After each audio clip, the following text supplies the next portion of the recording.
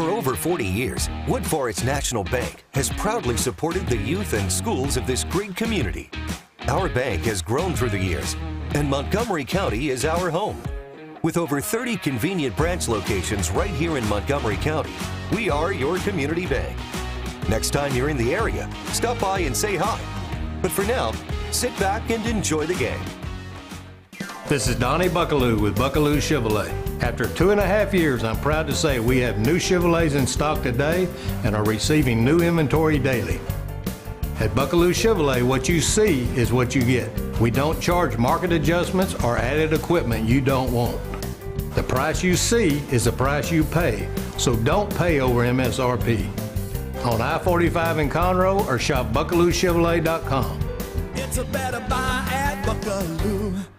You've got a lot going on, so how do you find time to take care of you? At Houston Methodist, we work around your busy life. There's same-day visits when you're sick, online scheduling with specialists, access to all your records through MyChart, and video visits 24/7 if you need urgent care. Bringing you Houston Methodist's expertise, wherever, whenever you need it. That's the difference between practicing medicine and leading it. Houston Methodist, leading medicine. Shopping for a new or used vehicle? Or just looking for a place for good, reliable service? Go with the name you know. Gullo Ford, Gullo Mazda, and Gullo Toyota. The Gullo family has been serving the Conroe Woodlands area since 1970. So the next time you're shopping for a new or used vehicle or just need service, do yourself a favor and go see Gullo Toyota, Gullo Mazda, and Gullo Ford. Or log on anytime at GulloAuto.com. Gullo, let's drive.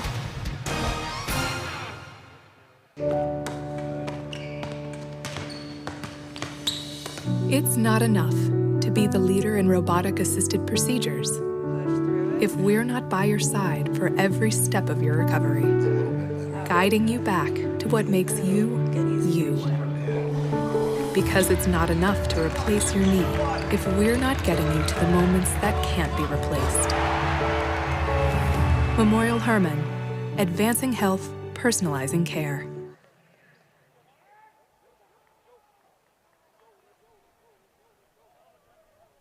All right, we are live at Moorhead Stadium for this great Friday night battle between the Grand Oaks Grizzlies and the Conroe Tigers. Grand Oaks comes in with a 3-5 record tonight versus Conroe's 3-4 record. District play, Grand Oaks at 1-5 and Conroe a 2-3 district record. It's going to be a good game tonight, just about 10 minutes away from kickoff. We still got to get through the national anthem, the coin toss, and then we'll be ready to go. It's a beautiful evening here at Moorhead Stadium. 79 degrees currently, and we're about 6 minutes past the actual sunset. Still a little light out here, however, it'll be dark in no time. Want to thank everybody for joining us. We're going to break away to a hype video here in just a moment, and I'll try not to talk over it. I'll mute myself as soon as I see that going over the air. Both of these teams tonight trying to end some losing streaks that they have faced. Conroe got off to a big start. 3-1 was their record after the first 4 games before dropping 3 consecutive to the Woodlands, Oak Ridge, and New Caney. And then last week, Conroe had a bye. Grand Oaks also started with a 3-1 record before dropping 4 straight, beginning with a loss to Willis, followed by the Woodlands, Oak Ridge, and New Caney. So one of these teams tonight will walk away with a win, and they will end their losing streak at either 3 or 4 games. Both teams come in here pretty well matched, record-wise, and offensively and defensively as well. And we'll go over some of those numbers when we get a chance here in just a moment. I don't want to get too involved in going into those details before, like I said, they're going to cut away here in a moment to get you all ready and excited for this game tonight. Crowd is still filing in the gates. Lots of pink in the stands once again for breast cancer awareness. And some good uniforms tonight on both sides. Grand Oaks sporting their gray jerseys, white pants, and orange helmets. And I'll be honest, the Conroe unis, the Tigers got some sharp unis tonight. Black jerseys, gold pants, black helmets. They're looking sharp. Both teams ready to go here in just a moment. I want to give a quick shout out to the people behind the scenes who are putting this on the Conroe ISD Athletics YouTube channel. It all starts with our site supervisor, Andrew Stewart. And then the people behind the scenes actually getting it over the air are Ryan Dickey, Robert Davidson, Abby Johnson, Garrett Rickwalt, Mark Galen, Eliana Delagula, and my name is Nick Kroll. 7.5 minutes till kickoff. Looking ahead past this, next week Conroe will take on Cleveland. That's an away game, and Grand Oaks will have their bye week. So after this, Grand Oaks with just one game left on the schedule, that'll be November 3rd against Cleveland, and they'll host that at Wood Forest Bank Stadium. And again, Conroe's coming off of their bye week.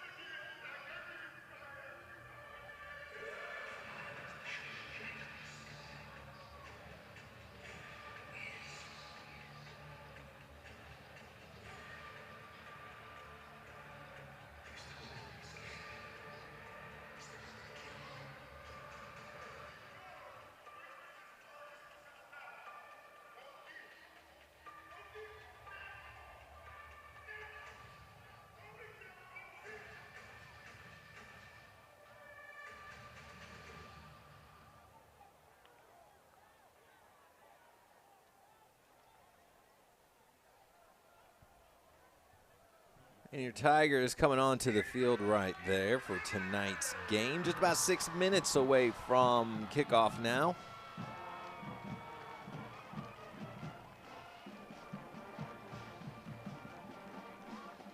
Conroe with the bye last week, 2 weeks ago, dropped to New Caney 50-28. New Caney still undefeated. Overall 7-0, and then of course 5-0 in district play, puts them in first. A game in front of the Woodlands, who start this week at 5-1. Willis is 4-2.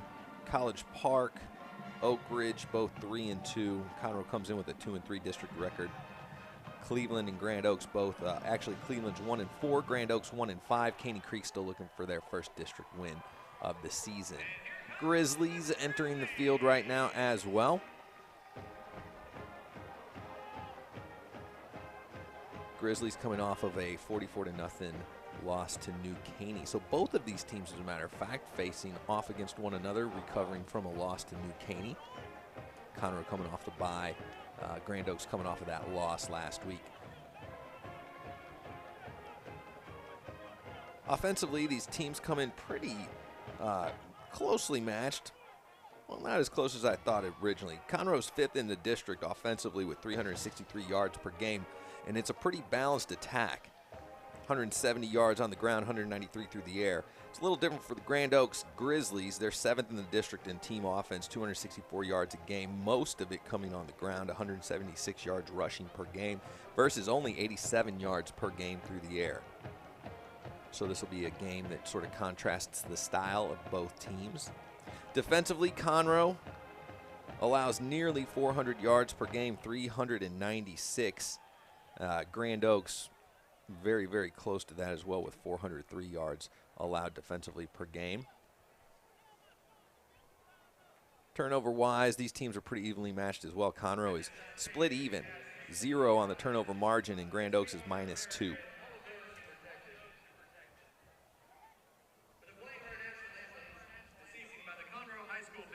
So the junior ROTC is presenting the colors for tonight, and the Conroe High School Band will be playing the national anthem. So I will take a break for a moment here so we can all enjoy the national anthem. The color guard consists of left guard, Cadet Sergeant Edwards, right guard, Cadet Sergeant Stanley, Texas color bearer, Cadet Sergeant Bland, national colors, and color guard commander, Cadet First Sergeant Yassa.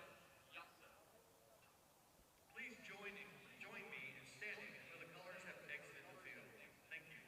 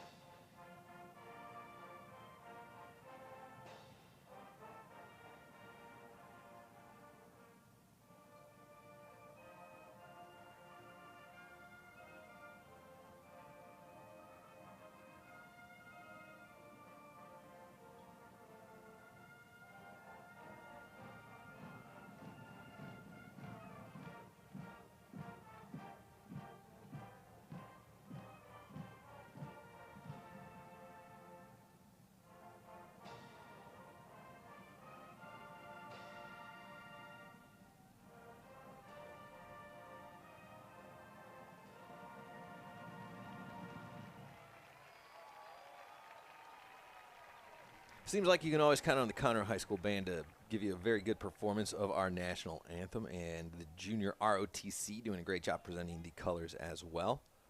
We're just about a minute and a half away from kickoff if they can get this coin toss in time, and they normally do. They're pretty good about getting us started right on time. While we're waiting for that to happen, some names to keep an eye on. Rushing-wise, your leading rushers are Brandon High out of Grand Oaks. He's a senior running back. He's got 493 yards on the season and 4 touchdowns. The leading rusher for Conroe is Dramico Green. He's the sophomore that wears number 7, and he's got 377 yards on the season and 6 touchdowns. Also worth keeping an eye on Nick Medina for Conroe. He's got 253 yards rushing and a touchdown. And Angel Sepulveda for Grand Oaks, the junior running back, has 233 yards and 1 touchdown on the season. Javarius Hatchett, senior quarterback for Conroe, is 4th in the district with 1,430 yards, a 57% completion percentage, and a pretty good split between touchdowns and interceptions, 13 touchdowns to 6 picks. And then on the Grand Oaks side, sophomore quarterback Christian Nunley has thrown for 618 yards. He's got a 47% completion percentage, 4 touchdowns to 6 interceptions. Your leading receivers are Lewis Williams and Cam Thomas out of Conroe. Together they have 5 touchdowns and over 800 yards receiving. The 2 leading receivers for Grand Oaks are Tristan Browse and Ty Roop. Together they have 4 touchdowns and about 460 yards receiving between them. The captains are going to the middle of the field for tonight's coin toss. I gotta say, I like jerseys. I like a good jersey, a good uniform setup. And both teams brought it tonight. Looking sharp on this Friday night, and we're just about ready to get started here.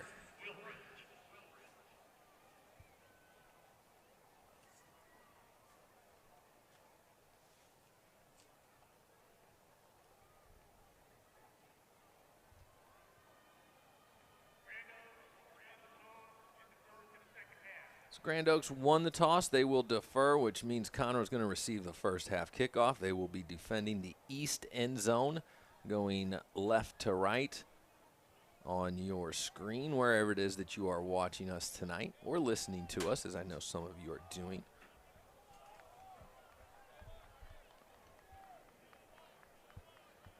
And like I said, these people are right on time. They run it like clockwork here at Moorhead Stadium. We're at 7:01, and we are just about ready for kickoff. This should prove to be a pretty close game tonight. Again, both teams looking for a win to stop a losing streak. Conroe's losing streak's at 3. Grand Oaks trying to stop a 4-game losing streak. Their last win came against Caney Creek. And Conroe's last win was on their homecoming game, 28-24 winners against Willis. Both teams highly motivated to come out of this Friday night with a victory. And just as a quick aside, I have to thank the Caney Creek crew that was up here in the press box last week. They saw me with my flashlight phone out trying to read some rosters and some stats that I had scratched out. And my wife, who happens to be at Caney Creek, was told, "Does your husband know that there's a light in the press box?" And sadly, I did not. But I've turned it on tonight, and I can finally see in here. And it's not bleeding me out where I can't see the field. I can see it perfectly. So that's what we're going to bring you tonight. Big matchup, Grand Oaks Grizzlies against Conroe Tigers, and we are just about ready for kickoff.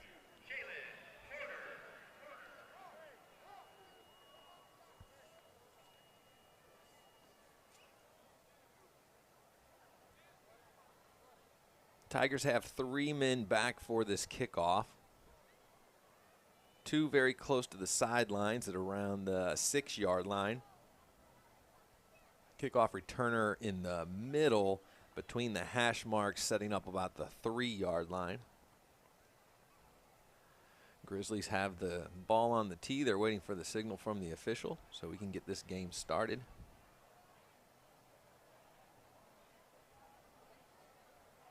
It's a great weekend for sports, and we get to start it all off tonight here at Moorhead Stadium with some Friday night football action.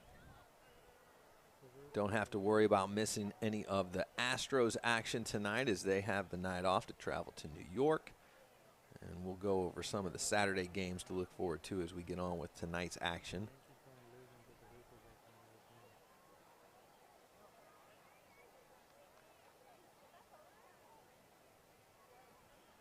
Looks like everybody's ready except for the official.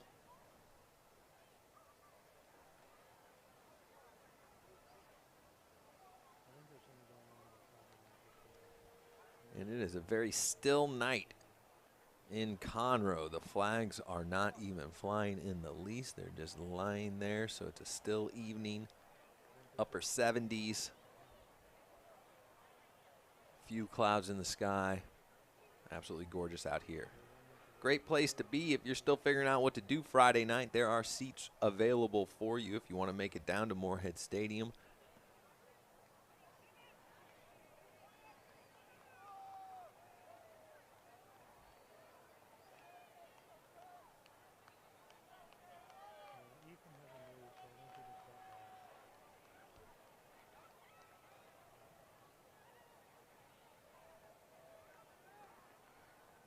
Cover some defensive players to keep an eye on. Leading tackler out of Grand Oaks is Gabe Zamora, 42 tackles on the season, followed very closely behind by Christopher Ware out of Conroe, 41 tackles. Then your leading sack masters out of Grand Oaks is Christian Ramos with 3, and Braylon Thomas from the Tigers also has 3 sacks on the season. And it now looks like they have the official. Let's go ahead and get this game started. Call from the officials, and that's what we're going to do. 7:05 start. Conroe going to get their first series underway here, so long as they can handle this kickoff. It's a high kick, fairly deep. He's going to field it at the 1 and advance it.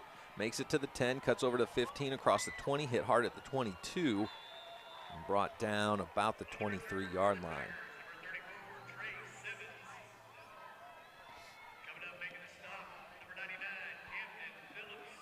Trey Simmons was your return man.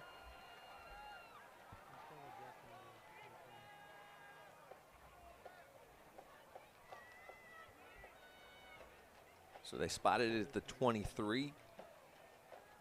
First play from scrimmage from Conroe coming here. The quarterback in shotgun. He's got a running back to his left, 3 wide receiver set. Slot to his left.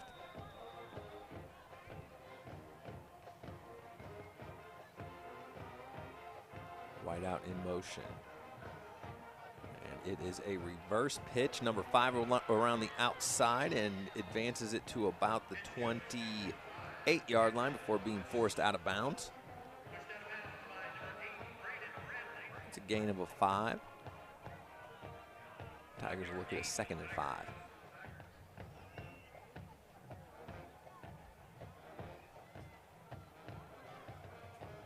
Conroe tries to have a balanced attack on offense. They favor the pass, but not by very much, as they average almost equal yards on the ground and through the air. This is a pass. Number 5 receives it. He has some room to run on the outside, trying to make it to midfield before being forced out of bounds at about the 48-yard line, maybe the 47, depending on the spot. Looks like they give him the 48-yard line. That's plenty for a first down. They'll move the chains.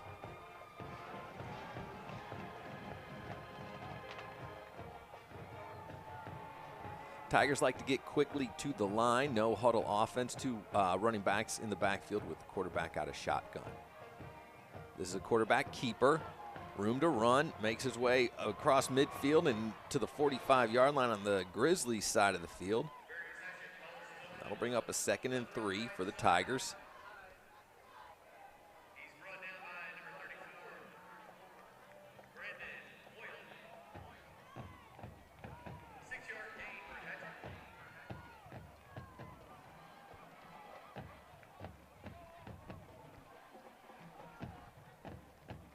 Javarius Hatchett, quarterback for Conroe, takes the snap. And it's an option play. Quarterback keeper makes it across the 40-yard line and down to about the 38, maybe the 37-yard line, enough to move the chains and give them another first down.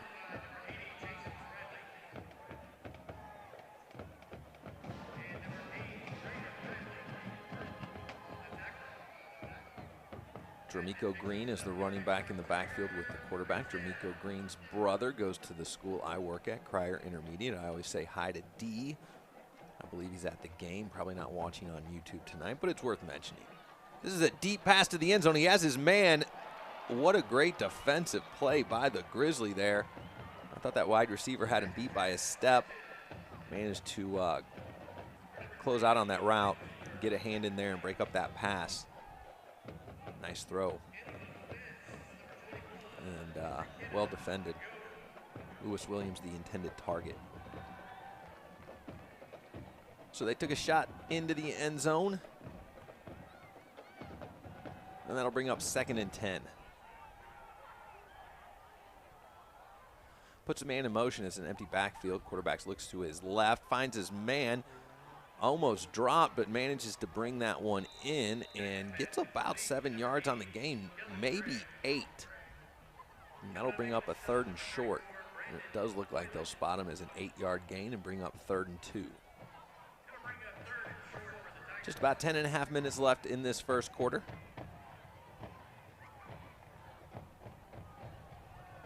Conroe wasting no time moving the ball.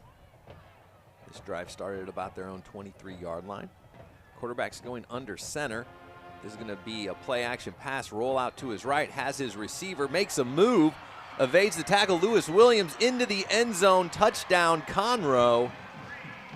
And great moves after the catch, yards after the catch for Lewis Williams. And Conroe on the board early to take a 6-0 lead. They'll try to make it 7 here with a point after. The wind has suddenly picked up. It looks to be blowing out of the south, but the flags have started to flap around. And we'll see if that has any impact on this game or play calling. It's a good snap. The kick is a little low, but it splits the uprights and is good. So the Tigers take a 7-0 lead. They made it look easy on that drive. And a great move right there by Lewis Williams on his way into the end zone for the first score of tonight. Grizzlies will see what they can do once they get the ball here on their first offensive series. There's 10 minutes, 10 seconds left in this first quarter. Not a lot of time off the clock on that offensive series for the Tigers.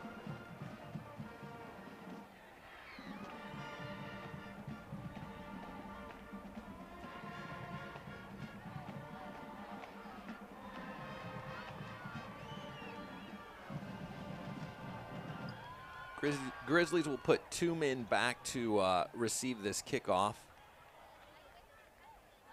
They're settling in close to the hash marks, back on the 5-yard line.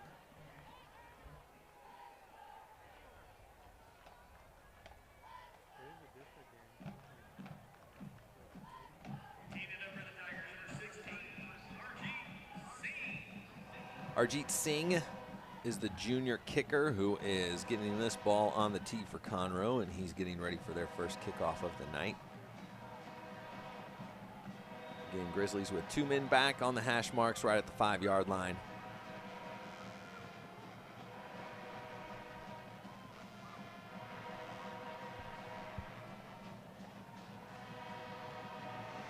It's a good kick. Going to be fielded about the 7, advanced past the 15 and the 20. Tries to make a move and gets across the 25. Brings it up to the 30, and he makes it free to the 35. There is a flag thrown. He makes it across midfield before being forced out of bounds at about the Conroe 42-yard line. I have a feeling this is coming back based on where that flag was thrown. Either a hold or a block to the back, and we'll see what the call is here in just a moment.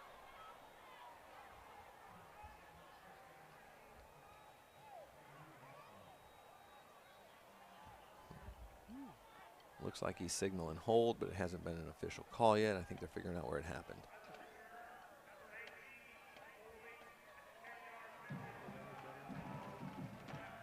So it is a holding penalty on the kick return team. And from the point of that infraction, they'll lose 10 yards. And it looks like the officials are stepping it off now, and it'll bring it inside the 20. So what was a great kickoff return is brought back deep inside the Grizzlies' territory. Of course, you got to wonder if the hold actually sprung him for that big return. You can imagine it had something to do with it. They will start on their own 21-yard line. They're quick to the line of scrimmage out of the huddle, trying to catch Conroe unaware. Drop back for pass, just misses his wide receiver. Tristan Brous, the senior wide receiver, was the intended target. Threw it a little bit behind him. So the Grizzlies will reset on 2nd and 10. So it is not at the 21-yard line. I was looking at the scoreboard. This ball is actually on the 16-yard line.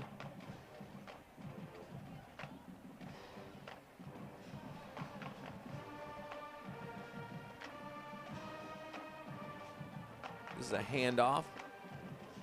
Left side of the line met by a ton of Conroe defenders. Brought down at about the 16-yard line, right at the line of scrimmage, so no gain. Brings up a 3rd and 10.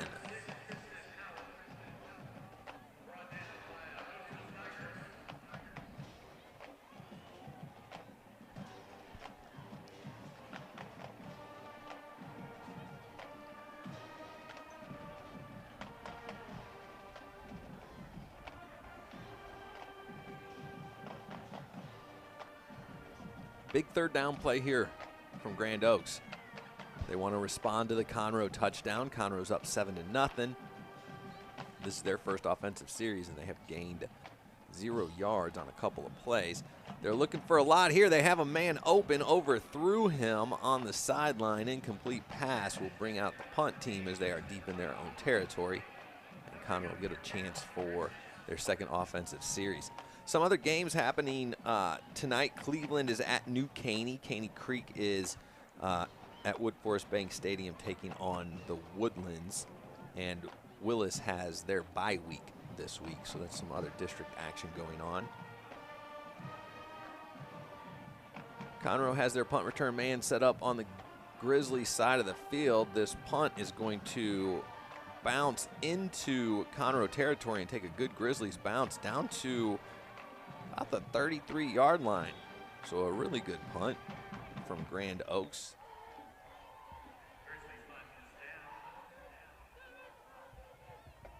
And Conroe will take over on their 2nd offensive series from their own 33-yard line with a 7-0 lead. There's 8 minutes and 52 seconds left in this first quarter from Moorhead Stadium.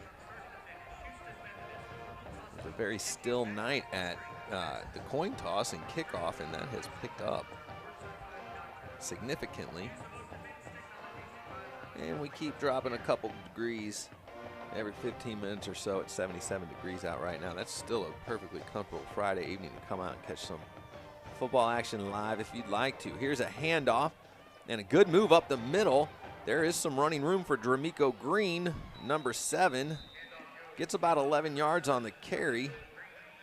And that'll take them up to the 44-yard line and get them a new set of downs.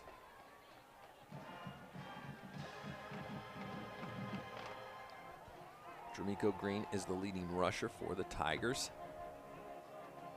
Setting up in the backfield. Another handoff. Right up the middle, drops a shoulder, makes it to midfield, brought down at the 50. That's a gain of 6. Some strong straight ahead running from Dramico on that carry.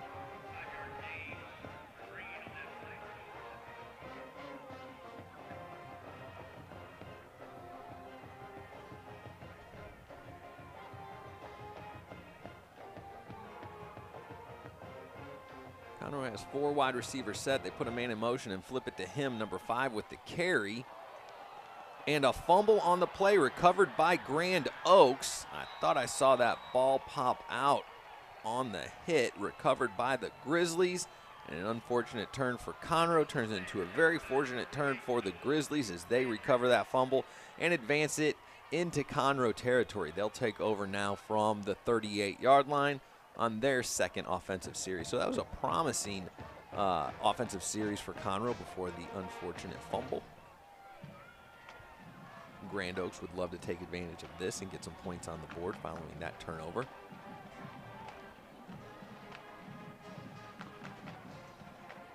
Quarterback, quick throw to number 80, takes it off to the sideline, and he is wrestled out of bounds. That's Chase Bradley, the freshman wide receiver, on the reception. They give him about 4 yards on that reception, make it 5 as they have spotted it at the 34-yard line. So it'll be 2nd and 5 for the Grizzlies.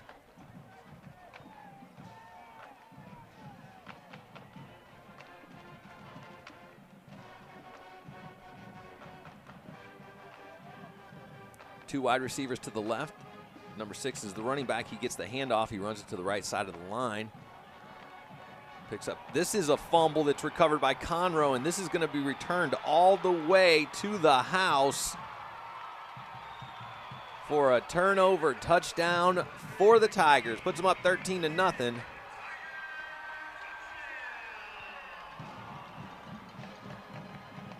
So in a matter of 3 or 4 plays, we had 2 turnovers. What seemed like a fortunate turn for the Grizzlies turned into an unfortunate series on that fumble recovery by the Tigers. And a big return. And you've heard of the turnover chains. It looks like they have some boxing gloves, gold boxing gloves that they gave that young man on the sidelines. He's earned it.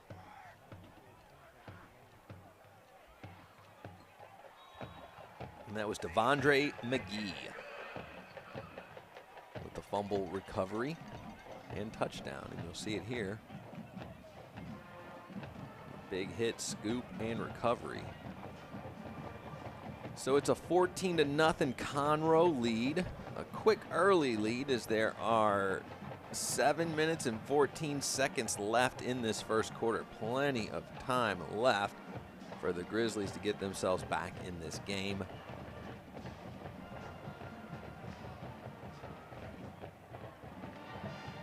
They'll be receiving their second kickoff of the game.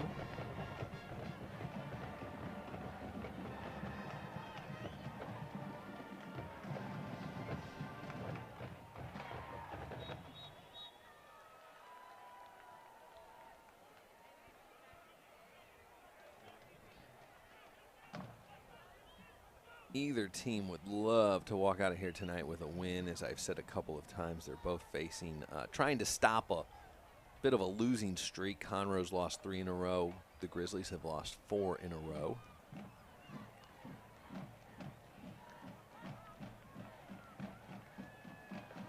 After this, Conroe has 2 more district games to play, and the Grizzlies will only have 1 more. After their bye week, they will face Cleveland at home.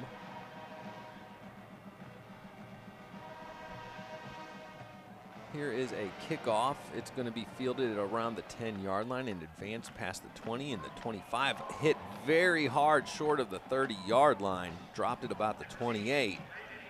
And that's where the Grizzlies will take over and try to get themselves back into this by getting some points on the board.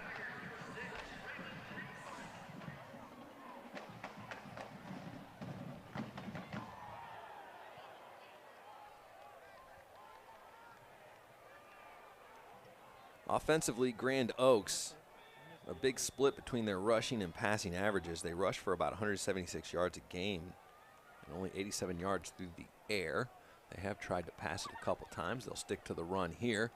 Plenty of room to run. Takes it around the left side. He's running along the sidelines before he's chased out of bounds. It depends on where they mark him. They mark him at the Grand Oaks 45-yard line. That is enough for a first down, a big run.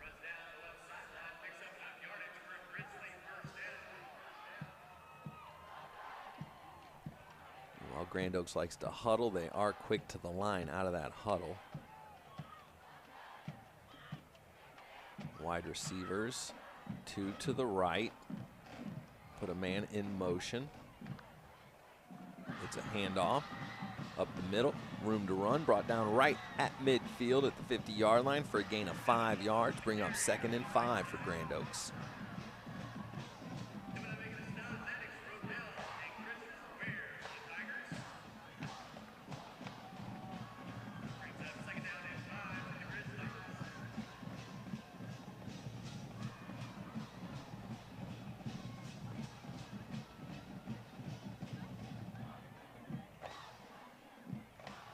Conroe defense with a big turnover on their last series, which resulted in 7 points.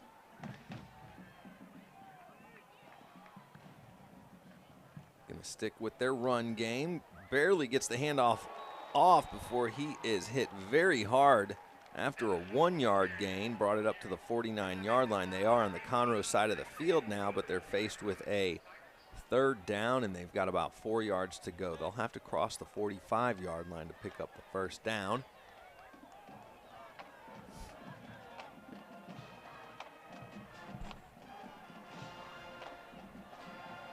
Looking to the sideline to get the play. Quarterback's going to communicate that in the huddle, and the Grizzlies will get quickly to the line.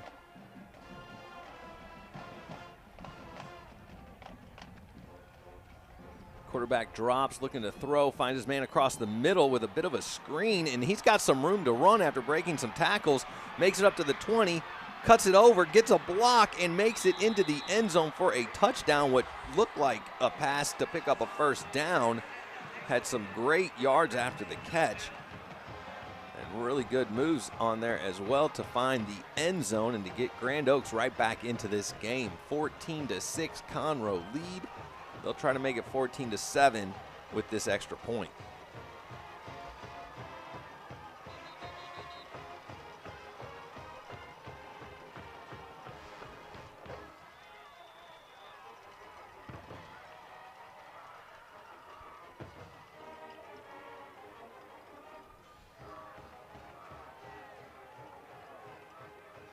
It's a good snap, and the kick is up and good. So Grand Oaks cuts into Conroe's lead and makes this a 14-7 game. They are right back in it. There's 5 minutes and 21 seconds left in this 1st quarter. Conroe will get the ball back here momentarily for their 3rd offensive series of the game. So they scored pretty easily on their 1st possession.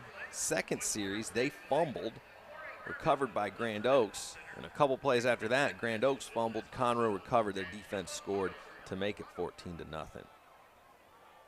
So the Conroe offense on their very 1st series made it look pretty easy to move the ball against the Grizzlies. They'll just have to make sure they hold on to it and don't have too many turnovers on the way. They again have 3 men back. They'll put 2 men wide near the, basically halfway between the hash marks and the sideline at around the 5-yard line, and then they put a man in the middle at around the 2-yard line.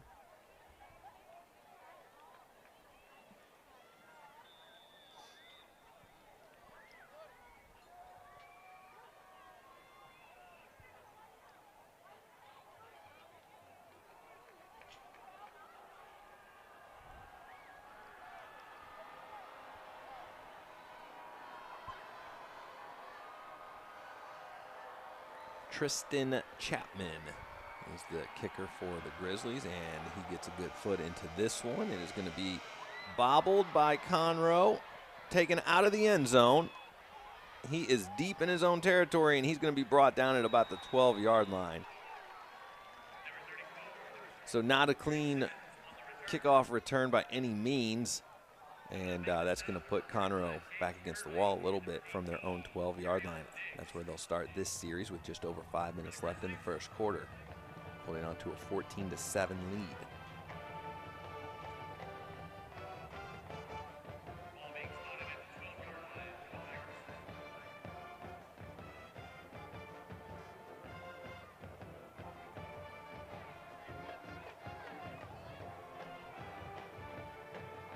Conroe's offense looks like they're ready to go. The officials are making sure Grand Oaks is not caught off guard.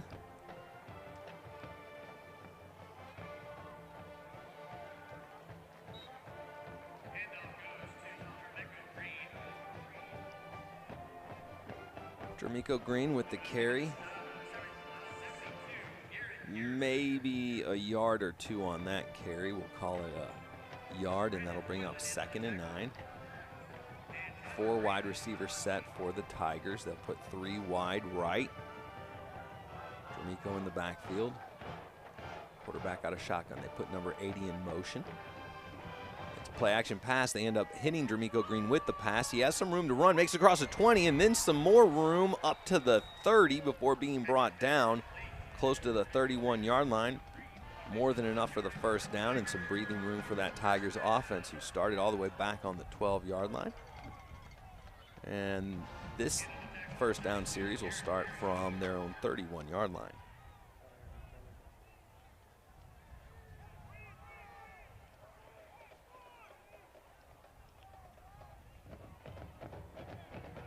Empty backfield. Quarterback with a quick drop, looking downfield, has a man. Lewis Williams had to slow down his route a little bit. It was a bit underthrown, but still a possibility to reel that one in. However, it falls incomplete, and that'll bring up 2nd and 10.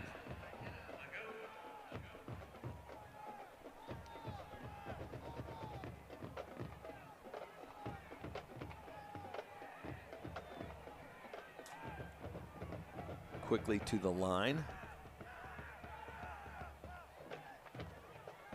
Hand off to Green, takes it up the middle, drops his shoulder, gets it down about the 35-yard line. That's a gain of 4. And that'll bring up a 3rd down and 6. We're inside of 4 minutes left to play in this first quarter. Conroe leads 14-7. They'd love to keep the chains moving on this, as they would love to respond to Grand Oaks' first touchdown of the night. With a score of their own, they'll go with a 5 wide receiver set in an empty backfield. Dramico Green in motion. He'll go wide left. Quarterback looks to his left, finds his slot man, who has enough for a first down, makes it across midfield and onto the Grand Oaks side. They'll start their next first down series from the 49-yard line.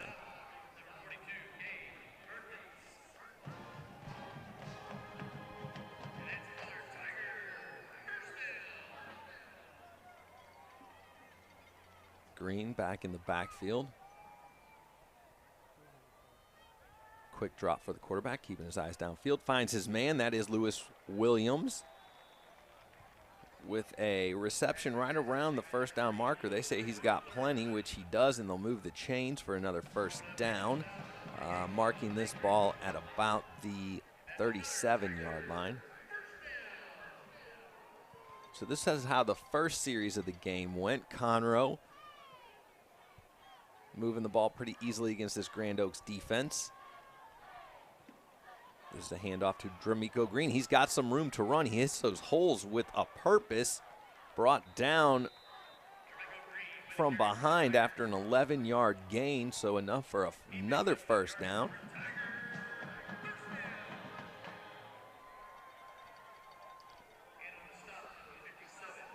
Looks like they gave him a spot on about the 26-yard line. The series started all the way back on Conroe's 12-yard line, so a good series up to this point. I'd love to come away with some points. Man in motion. He's going to take the handoff as he sweeps around the right side. Makes it down to the 16.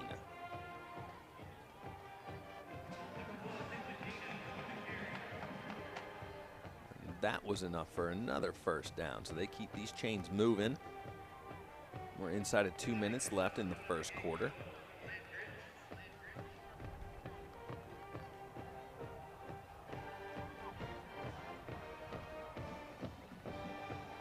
Looks like the Tigers will go with a 5 wide receiver set, empty backfield, no tight end, 4 wide receivers to the left.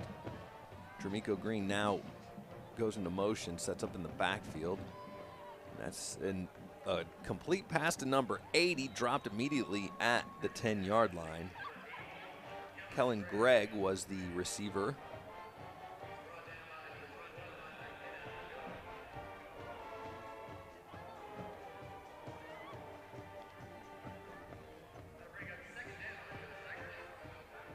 Looks like they've got about a 2nd and 3 or 4 yards to go.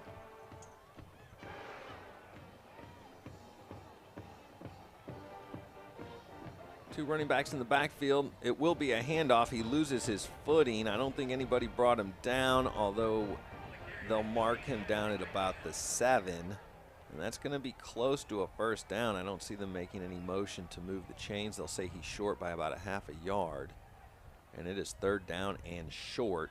Quarterback will take this snap from under center. Or now they've actually signaled first down, so it will be 1st and goal. It looks like it'll be a 1st and goal from the 6-yard line. This will probably be the last play of the first quarter. Looking to throw. Incomplete pass. Really didn't have a man there, and I'm not sure that he was trying to hit him or just decided to throw it away. And they did that to prove me wrong, because that will not be the last play of the first quarter. There's 7 seconds left with the clock stopped with that incomplete pass. Conroe up 14-7. They're looking at a 2nd down, 2nd and goal from the 6. This drive has been impressive. They started deep in their own territory. They've moved the ball on the ground and through the air. They're going to try to finish this with some points on the board. 2nd and goal from the 6. A little bit of a different look as they'll get the quarterback under center. And it'll be a pitch to number 3. He takes it around the outside, looking for some room to run. He's going to find the end zone on the left side. They signal touchdown. And that was Lewis Williams III, their leading receiver. Had him in motion, gave him the pitch, took it around the outside for the 3rd Conroe score of the night. 20-7 pending this extra point.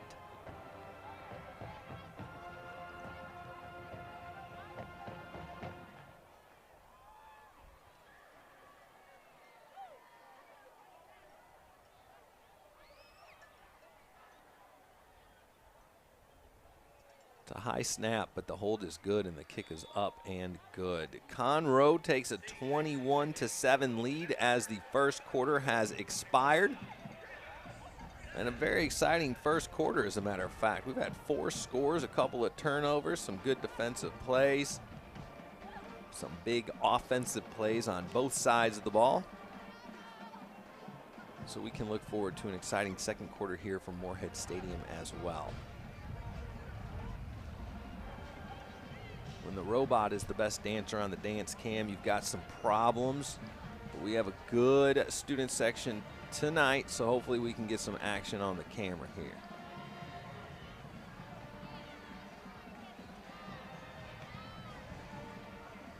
When they realize they're on the camera, they have one of 2 reactions. Either they're horrified or they are energized. Or as that group right there, they could care less either way. They just want to watch the football game. Last night's district game was College Park at Oak Ridge. Oak Ridge was winners 35-7. And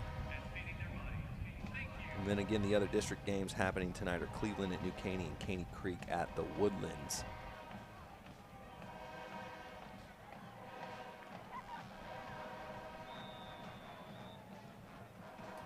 Grizzlies have 2 men deep, right around the hash marks, set up on the 5-yard line.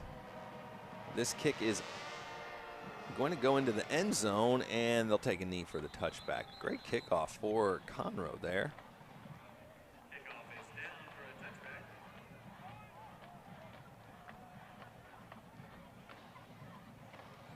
Conroe ISD would like to thank the press box sponsors for the 2022 season.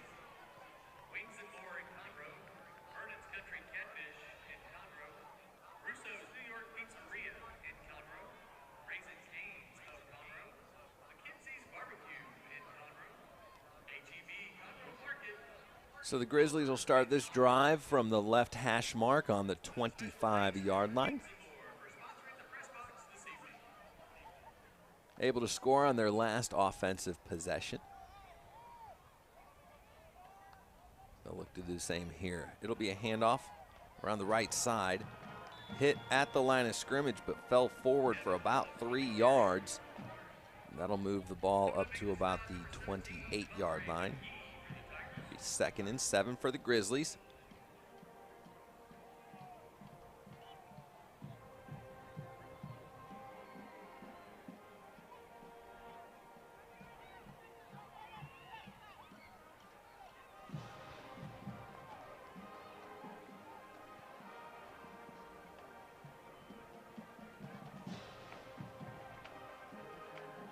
Conroe defense plays with 4 down linemen.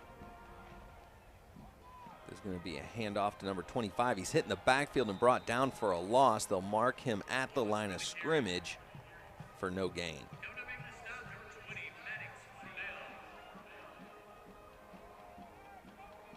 Maddox Rodell with the tackle for the Tigers. That'll bring up a big 3rd down for the Grizzlies. 3rd and 7. They are well into their own territory. So this will be a 1st down that they'll have to pick up, or they'll be forced to punt. And Conroe has been looking very successful on the offensive side of the ball tonight. One mistake being the turnover. Quarterback from shotgun, quick drop, finds his receiver right at about 2 yards past the 1st down marker, so enough for the 1st down. Will move the chains, and the Grizzlies will advance that to about the 37-yard line and get a new set of downs. Just about 10.5 minutes left here in the 1st half. Conroe's up 21-7. As I've said many times, both of these teams looking for this win, very important district win. It would also end a losing streak that both teams are faced with. Conroe has lost 3 in a row. Grand Oaks has lost 4 in a row. And both teams started the season 3-1.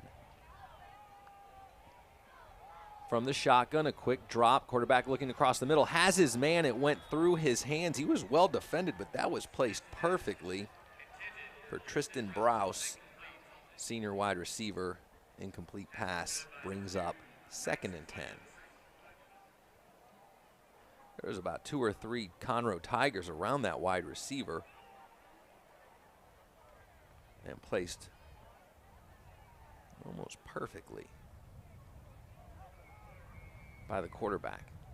If my roster is correct, which I suspect it is, Grant Smith is quarterback for Grand Oaks, and he is a freshman quarterback. Incomplete pass there. That'll bring up a 3rd down and 10.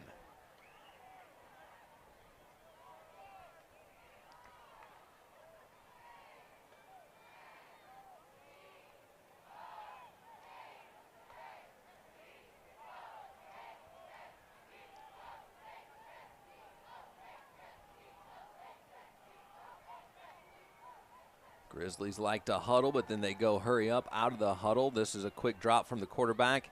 Threw behind his wide receiver, who had to fall to the ground to try to make that catch. It is incomplete. And that will force the Grizzlies to punt. A good defensive series for the Conroe Tigers.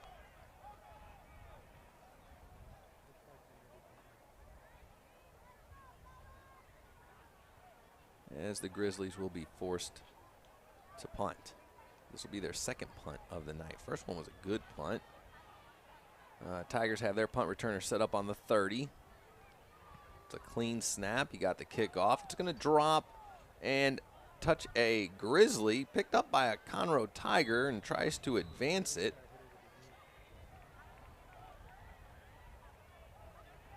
I suppose it wasn't touched by the Grizzly first, because that would have been a down ball, and they did let him advance it, and that's where they're going to mark it at about the 33-yard line. That's where Conroe will take over from their own 33, and they'll try to add to their 14-point lead. 21-7, 9 minutes, 34 seconds left here in the 2nd quarter. Beautiful night at Moorhead Stadium, a great district game between 2 teams that are pretty evenly matched. Offensively, you'll see a little bit more running from the Grizzlies if history is any indicator. Conroe, pretty balanced offensive attack. Here's a pass. He is sacked and fumbled, and offensive lineman right there to fall on that and recover it. But a pretty significant loss for Conroe as they move that back to about the 24-yard line. So a loss of about 9 yards on the sack and fumble.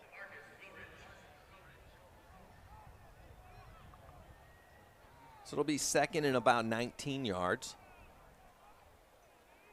Empty backfield, man in motion from left to right. 5 wide receivers set.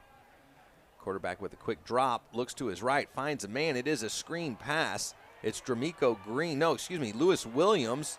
He has some running room, and he takes it all the way from one sideline to the other across midfield. He makes a couple of moves past some tacklers before being brought down on the Grand Oaks side of the field, close to the 35-yard line. That was a great run after the catch from Lewis Williams. Right here, you see he got some good blocks. He's coming to the sideline closest to me before he shifts gears and goes towards the opposite sideline. A huge gain for their leading receiver. It'll bring up a 1st and 10 from the Grand Oaks 36-yard line.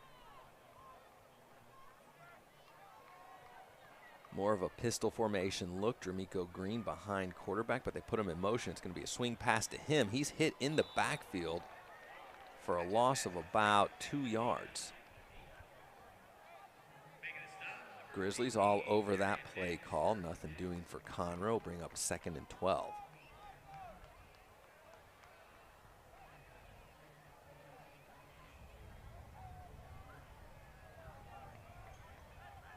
Conroe going with 4 wide receiver set. Dramico Green in the backfield to the right of the quarterback. They'll hand it off to Green, looking for some running room up the middle. Gets back to the original line of scrimmage. That'll bring up a 3rd and 10.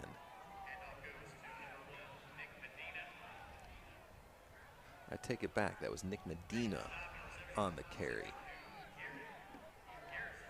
The 2nd leading rusher for the Tigers. We're close to 7 minutes left in this first half. It's a big 3rd down for the Grizzlies. They want to stop here, and they send a bit of a blitz. They chase the quarterback out of the pocket. Number 11, still looking to throw, decides to carry it, and he will pick up the 1st down, but there is a flag on the play, and it's right around the line of scrimmage. This one's coming back for a hold, I would guess. And it is a holding call against Conroe, so a great move by the quarterback to find some running room after being chased out of the pocket. Gets negated by that holding penalty. And Conroe will probably march back to where they're faced with like a 3rd and almost 20 yards. We'll see where they end up spotting it. Not quite 10 yards from the line of scrimmage, it doesn't look like. They seem to have placed it at about the 43-yard line. They'll have to get it past the 26-yard line for the 1st down. So it's about 3rd and 17. They're going to empty the backfield.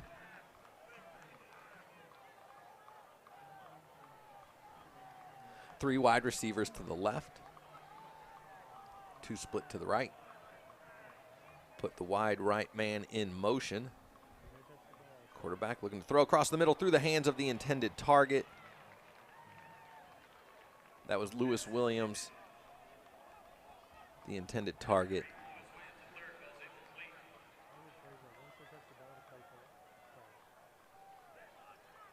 Conroe bringing out their punt team.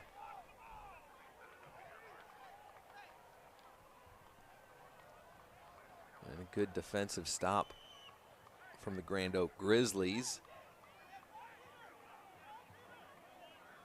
Looking at a 21-7 deficit. This stop very important early in the game. It is a high snap over the punter's head. He's going to pick it up, chased by a Grizzly. He gets a foot on it, and that is a great, great recovery. And it takes a fortunate Conroe bounce inside the 30-yard line. So what could have been a disaster of a play turns out to just be some sort of a typical punt. And I love it. Number 99 running out, giving lots of love to the punter. That's Mark Johnson on his way out to play defensive line. Showing some love to the punter there. Punters don't always get a lot of love, but when you get a good recovery like that, what could have been, honestly, a disaster and put Grand Oaks deep in Conroe territory,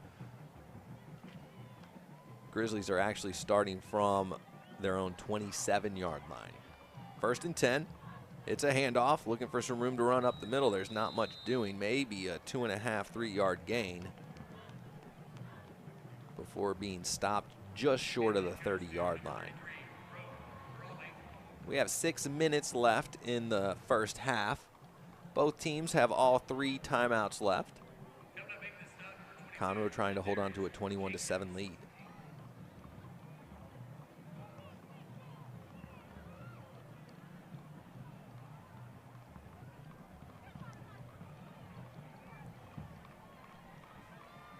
Grizzlies break the huddle. You'll always see the wide receivers in the center come out first. The line then sprints out of the huddle, and it's a quick pass. Number 14 doesn't seem to be on the same page as his quarterback. He ran one route, and quarterback was looking a little bit further up the field. That's an incomplete pass. It'll stop the clock. It'll bring up 3rd down and about 7 yards. 5:32 left. To pick up the first down, they'll have to get it past the 37-yard line.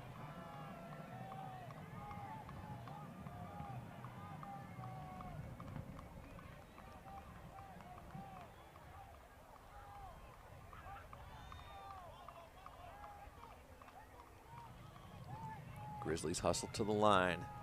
Quarterback rolls to his right, looking downfield, keeps his eyes downfield. He's being chased, and I think he was out of bounds before he tried to throw that away. We're going to see what the officials rule. I'm not sure there was a receiver around where he was throwing it. I'm not sure if he stepped out of bounds. There's no official call. It would bring up a 4th down either way. Grizzlies are going to punt from wherever this spot is. They seem to think that it was a loss of yards from where they're setting up, but there's no official spot of the football yet. Clock stopped at 5:24.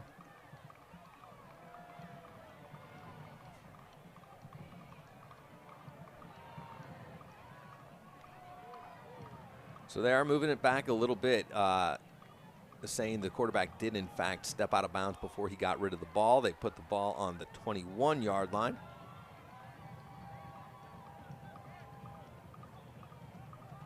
And that's where they will have to punt from. Conroe setting up their return man very close to midfield. It's a good snap. He gets the kick off. It's going to bounce just short of midfield. Conroe's going to watch it bounce. He picks it up with a Grizzly right in his face, and he's got no room to run, so a very risky play from Trey Simmons. And there's a late flag on the play. So with 5:13 left in this first half, we'll see what the officials threw the flag for. Conroe will take over. Trying to add to their 14-point lead on tonight.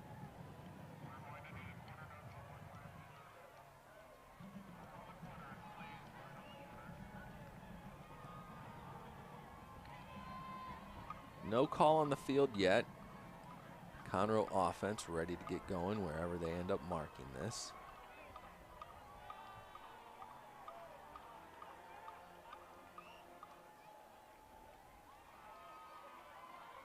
We're about to get the call.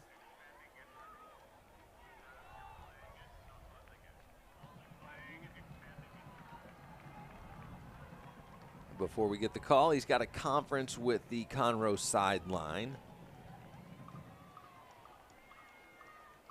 But as I'm looking from my vantage point, they are actually marking this off, pushing Conroe back a little bit further, so this penalty will go against Conroe. And it will just put them back further to start, but they'll still have a 1st and 10 when we get out of this officials conference. And we get the actual call for that penalty flag. As always, folks, we bring you the halftime shows here on the Conroe ISD Athletics YouTube channel, so don't go anywhere. Both bands will give a great halftime performance, and then we'll come back for the second half. So it's a personal foul call against the Tigers.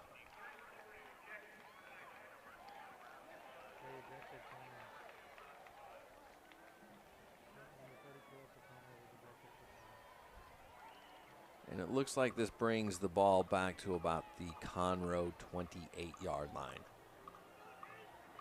That is where they'll take over on this offensive series with 5 minutes, 13 seconds left in the second quarter. 21-7 Tigers lead. offensively, they've been able to move the ball pretty consistently against this Grizzlies defense. Grizzlies defense on the last series was able to hold them and force a punt. This is a pass across the middle. Finds his man. He gets away from an arm tackle. Slips it past the 35-yard line. It's going to take 4 of them to bring him down. And he's finally brought down at the 32-yard line. That was senior wide receiver Cameron Thomas on the catch and run. Big gain for the Tigers. Deep in Grizzlies territory now. This first down series will start at the 32-yard line.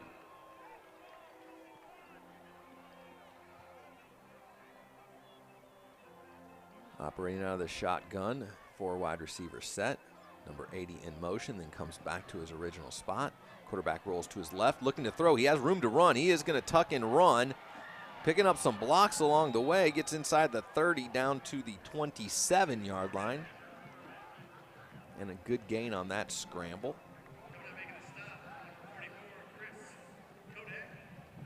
About a 5-yard gain. Tigers will look at a 2nd and 5 with just over 4 minutes left to go in this first half. Number 2 in motion, fakes the handoff to him. Quarterback keeper makes a move to the left, drops his shoulder, gets inside the 25 down to about the 23-yard line, and he'll be about a yard short of the first down, so 3rd and 1.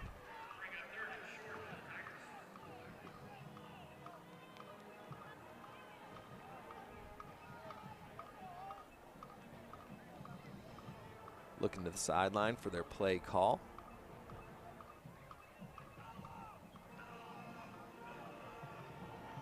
Green in the backfield to the left of the quarterback. It's going to be quarterback keeper, not fooling the Grizzlies on that one. They're all over him for a loss of about 3. And that'll bring up a 4th down in about 4. And it looks like they'll keep the offense out there. Too far for a field goal attempt. Not far enough for a punt. And they need about 4 yards to pick up this first down. They'll have to get it past the 22-yard line. Looks like it might be an offsides. I don't see a flag. He's throwing it like it's a free play into the end zone. Has a man in the end zone for a touchdown. That was an amazing catch. Falling on his back and coming down with that reception, an amazing touchdown.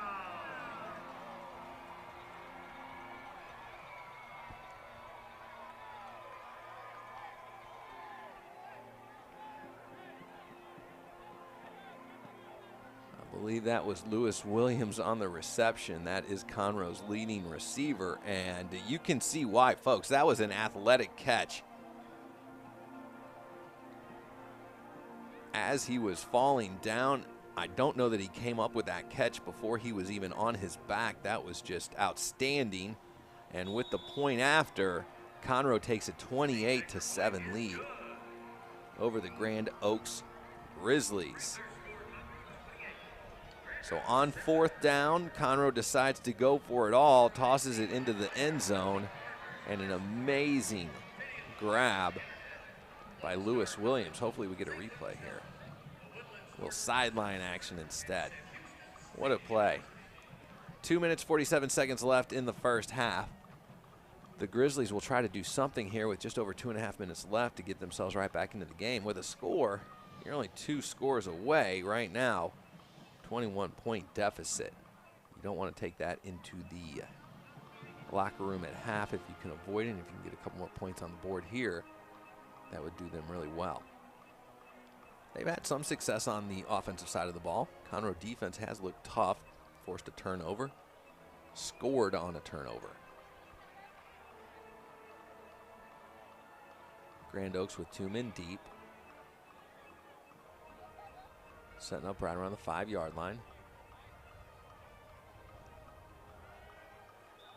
Conroe's kicker is Arjit Singh. He's a junior. Stepping off his paces. They make it look easy, folks. Kicking off these tees isn't easy as they make it look, I promise. This one's fielded at 3. Going to be advanced right up the middle. Looks for some running room at the 20. Shifts gears, tries to find that running room, but brought down at about the 23-yard line. 2:39 left in this first half.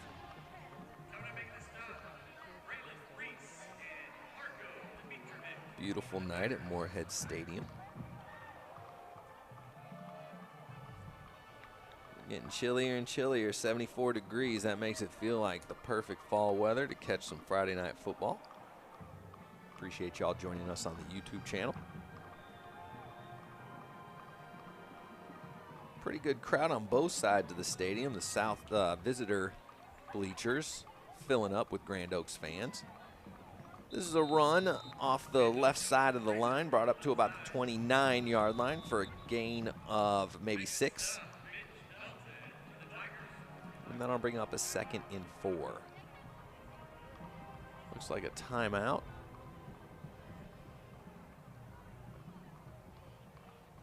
I don't see an official call for a timeout, but play has stopped. The clock has stopped. I don't know who they're crediting the timeout to. I would imagine Grand Oaks.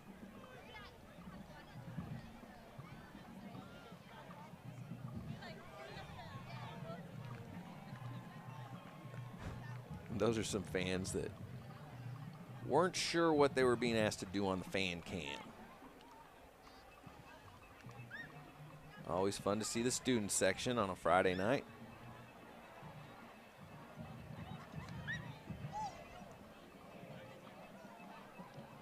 And we're coming out of this timeout. It was a Conroe timeout, as a matter of fact. So the Tigers used a timeout with 2.5 minutes left. They have a 28-7 lead. Grand Oaks with a 2nd and 4.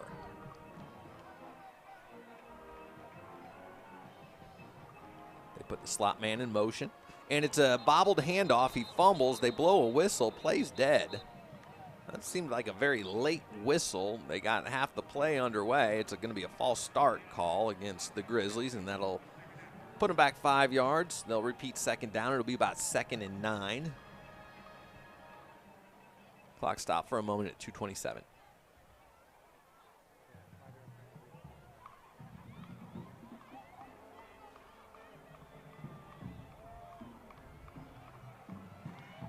They split their wide receivers to the left. They put the slot man in motion. They try the same play. They fake it, actually. Number 9 with the keeper, and makes it past the 35-yard line for a Grizzlies first down. Stop the clock momentarily. Actually, it will not as they move the chains. We're getting close to 2 minutes. Grizzlies have all 3 timeouts. They're not using them right now. We're right at the 2-minute mark.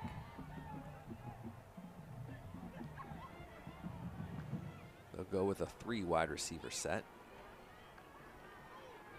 Quarterback with a quick drop, looking downfield, has to scramble out of the pocket, makes some motions to his wide receiver, and throws it to the sidelines, out of bounds.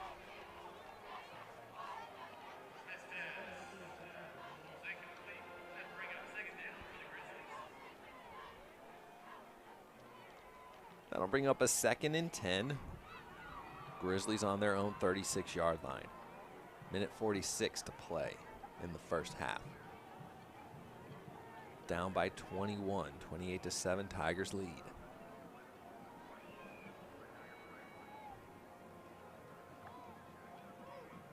They're going with 4 wide receivers. They're going to hand it off. No room to run. Wrapped up in the backfield for a loss of almost 3 yards on the play, and that'll bring up a 3rd and 13. Clock stops.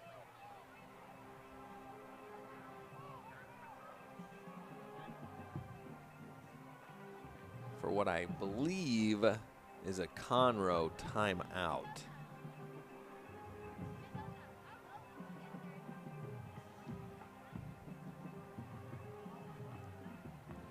No official call on the field. It is clearly a timeout. They haven't updated the scoreboard either.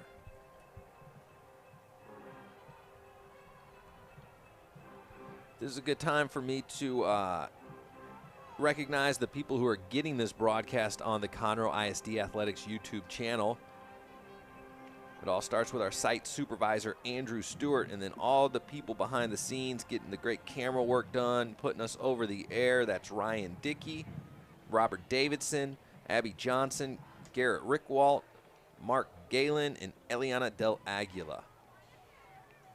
A great crew up here at Moorhead Stadium to get this game to you. My name's Nick Kroll. I'm a teacher at Cryer Intermediate. We have a great group of students out there. Some of them listen on Friday nights. Out of this timeout, Grizzlies have a long third down. Quarterback looking to get it all, finds his wide receiver. Short of the 40 and well short of the first down. Conroe using their final timeout to stop the clock at 1:33. And what will almost certainly be a Grand Oaks punt when we come out of this timeout. They're looking at a 4th down and about 8, maybe 7 yards.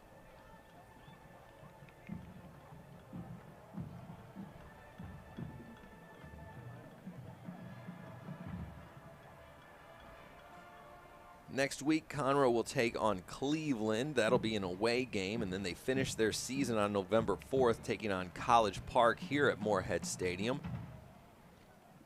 Grand Oaks, after this, just one game left in the season because they have a bye next week, and then they'll take on Cleveland at Woodforest Bank Stadium on Thursday, November 3rd. With a win tonight, Conroe would go to a 500 record in district play, 3-3, and again, they'll have 2 games left after that. So a possibility for a 5-3 record here in district play if they can rip off 3 straight wins to end the season, which I know they would, of course, love to do, and it all starts with tonight's game. The Grizzlies also looking to get off the snide 4-game losing streak.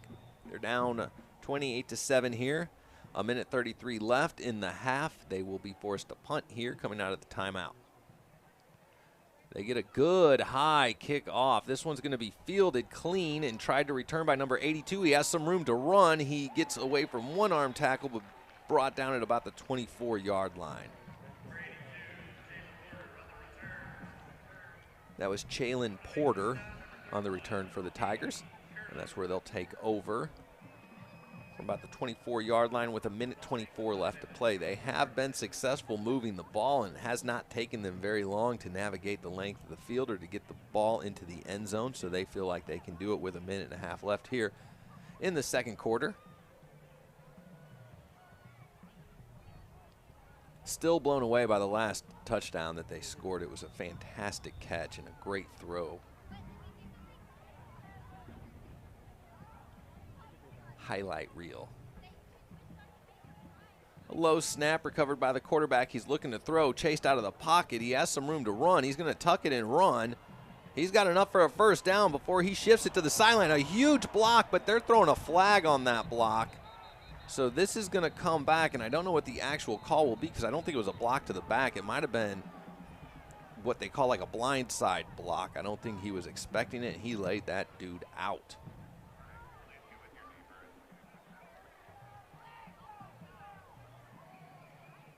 So a big gain probably negated here. So that's a 15-yard penalty, and it is a blindside block.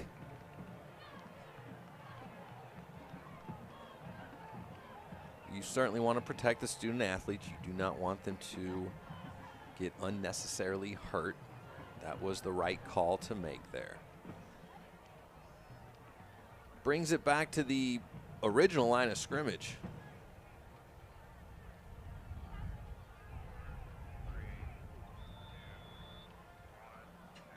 And I'm not entirely sure if it's because they picked up the first down or they repeating the first down, but it is 1st and 10 from the 24-yard line. And the clock is ticking. We've just gone under a minute left to play. Quarterback looking to throw. He's quick to tuck and run again, looking for some sideline. He's not going to make it out of bounds, but he will make it past the first down marker. And that'll stop the clock momentarily while they move the chains. Able to advance the ball to the 36-yard line.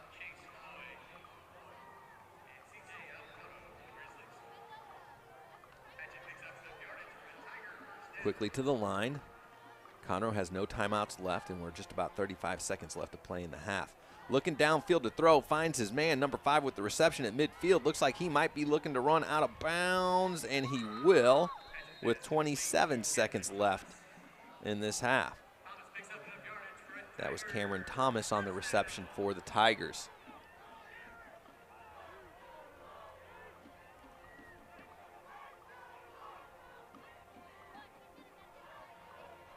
Clock stops with 27 seconds left. It's 1st and 10. Ball on the Grizzly side of the field, 47-yard line. Quarterback looking downfield, hit from behind. I think that impacted the way he threw that on his release, and the pass falls incomplete with 23 seconds left in this half.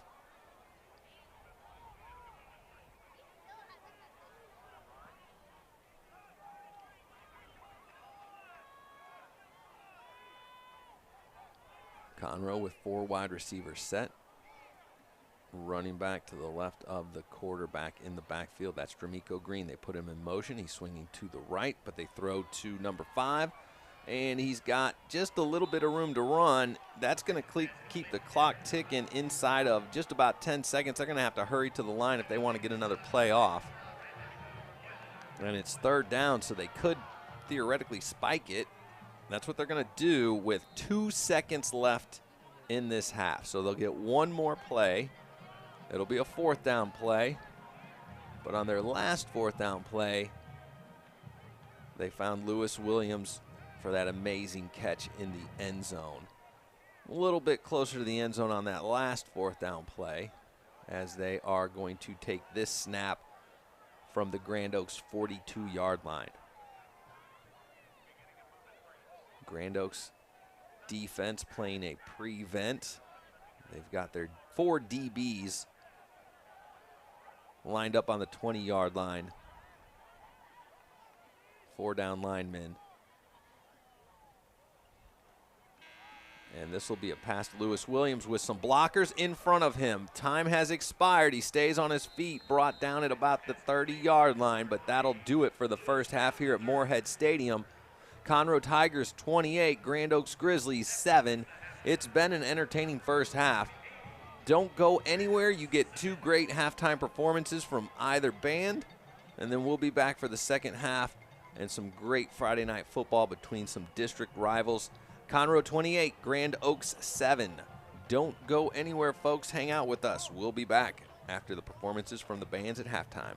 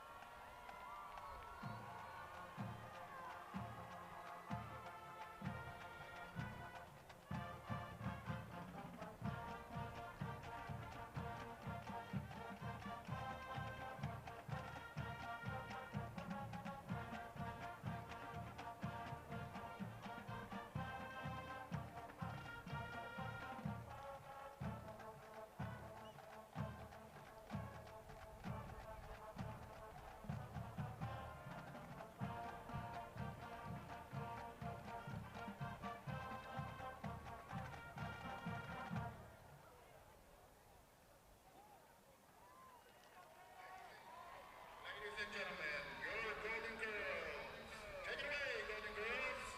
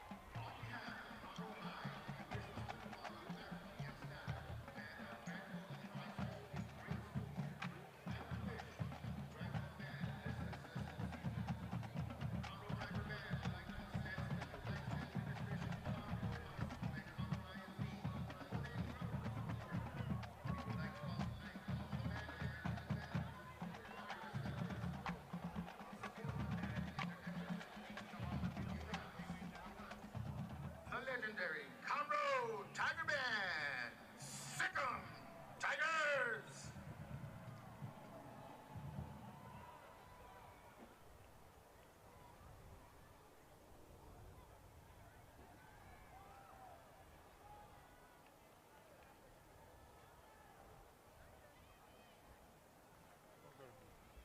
All right, thanks for sticking around with us for those two great halftime performances from both marching bands. As you are probably well aware, all of the Conroe ISD high school marching bands advanced in the UIL competitions in the 6A division. So we're proud of all these musicians and performers in Conroe ISD. We have a lot of talent in this great district of ours. So we're coming into the second half in just a moment here. Conroe leading 28-7. Grand Oaks will get the kickoff to start the second half. Both teams came into this district game looking for a much-needed win. Conroe and Grand Oaks both coming in with 3 wins on the season. As the Tigers enter on their side of the field, Grizzlies lining up behind their big inflatable to enter on their side. Grizzlies came into tonight's game with 3 wins as well. 3-5 for Grand Oaks, 3-4 for Conroe. Different district records coming into this game. Conroe with a 2-3 district record, and Grand Oaks 1-5. Grand Oaks coming off a 44-0 loss to New Caney. Conroe coming off of a bye week. New Caney still undefeated, 7-0 overall, 5-0 in district play. And then other district action this week. Yesterday, Oak Ridge took on College Park and were winners 35-7. Cleveland's taking on New Caney in New Caney tonight, and Caney Creek is down at Wood Forest Bank Stadium to take on the Woodlands. Willis has their bye this week. Conroe in the middle of a 3-game losing streak.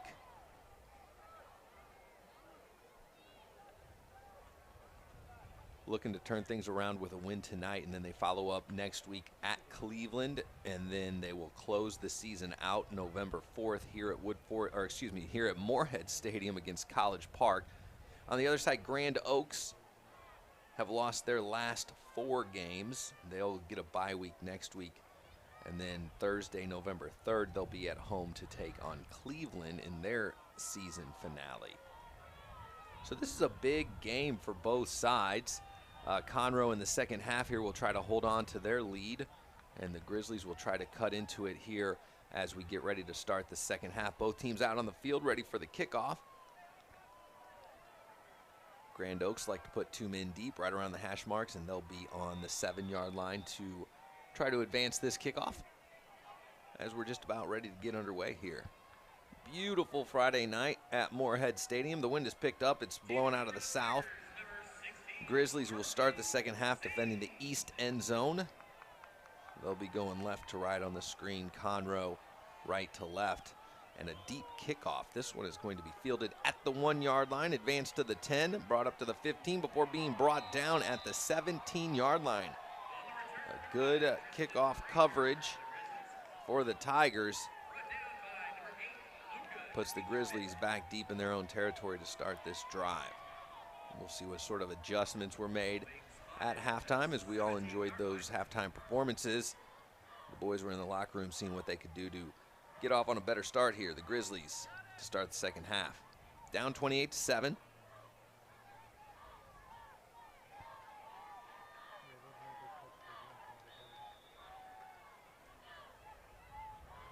Beautiful 73 degrees right now here in beautiful Conroe, Texas.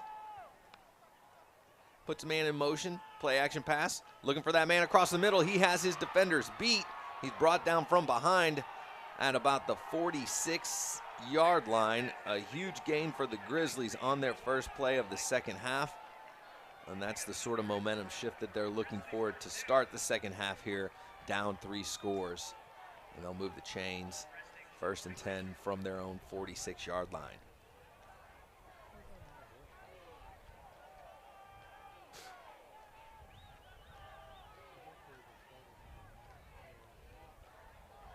Tigers defense, as is indicative of the score, has had a really good first half, holding Grand Oaks to 1 touchdown, and they were responsible for a score of their own on the defensive side of the ball. They get ready to do it again here. Grand Oaks looking to pass. Looking for a man across the middle. Receiver not where he's expecting him to be, and that falls incomplete and bring up 2nd and 10.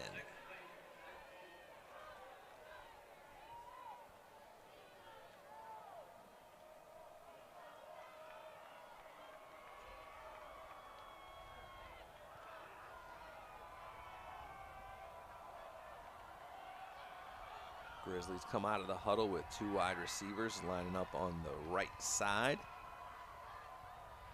1 man in the backfield with the quarterback. He'll get the handoff, but hit immediately in the backfield, drop for a loss of about 4. That play read perfectly by the Conroe defense. And it puts the Grizzlies back to their own 42-yard line.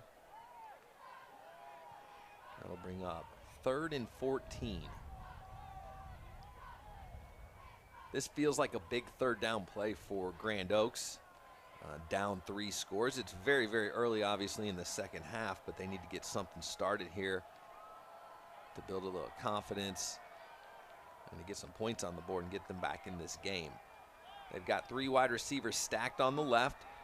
Quarterback drops, has time to throw, finds a man, complete, short of the original line of scrimmage, so that'll bring up a 4th down with 11 to go, and that'll bring out the Grand Oaks punt team.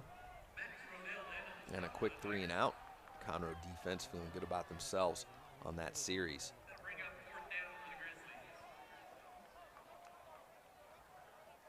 Conroe's defense came in ranked 7th in district, allowing nearly 400 yards to opposing offenses. Grand Oaks right behind them, allowing 403 yards per game, but the Conroe defense showing the ability to stop this Grand Oaks offensive series.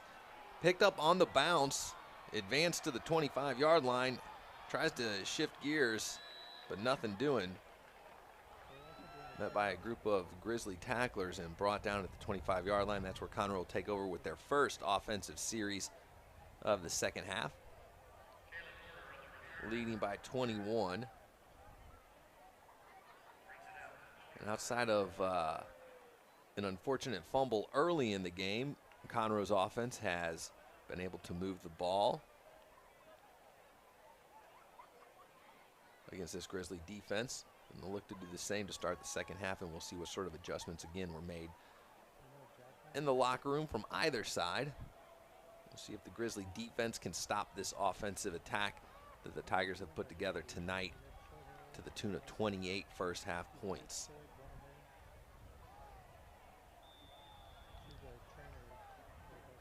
D'Amico Green in the backfield goes in motion. Quarterback makes a shoulder move towards him and then finds his man wide open across the middle. He has room to run. He splits his tacklers, gets inside the 30. They're going to mark him down at the 27, maybe the 28-yard line. They're bringing it way back, it looks like. And a very unfortunate holding call for Conroe, as a huge gain is negated by that holding call, and they're bringing this all the way back.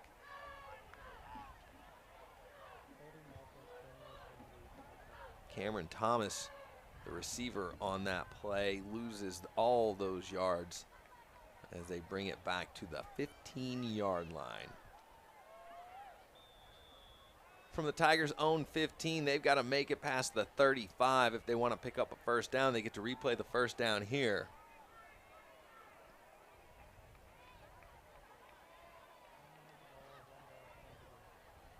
So they won't have to get it all at once. A short pass to the right side, picks up a block, and then slips through an arm tackle to make his way up to the 25, back to the original line of scrimmage, and then it'll be 2nd and 10 from there.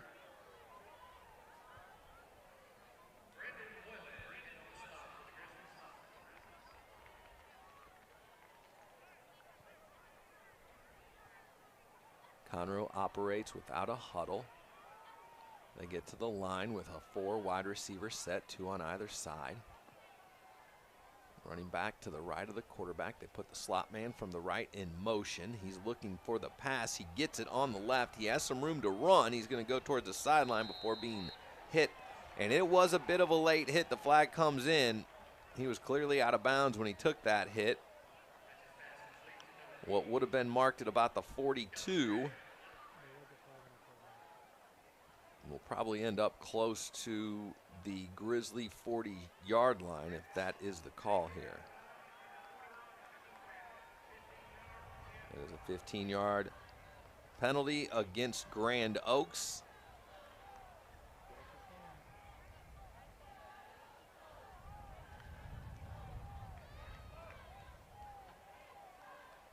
And that'll give them a new set of downs from the Grizzlies' 43-yard line. So a big holding penalty pushed Conroe back, and an unfortunate 15-yard penalty against Grizzly. Get some good field position. Dramico Green with the handoff, looking for some running room on the right side. Maybe gets a yard.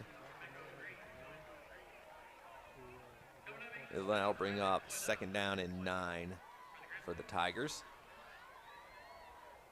We've played just about 3 minutes here in the 3rd quarter, 8.5 minutes left.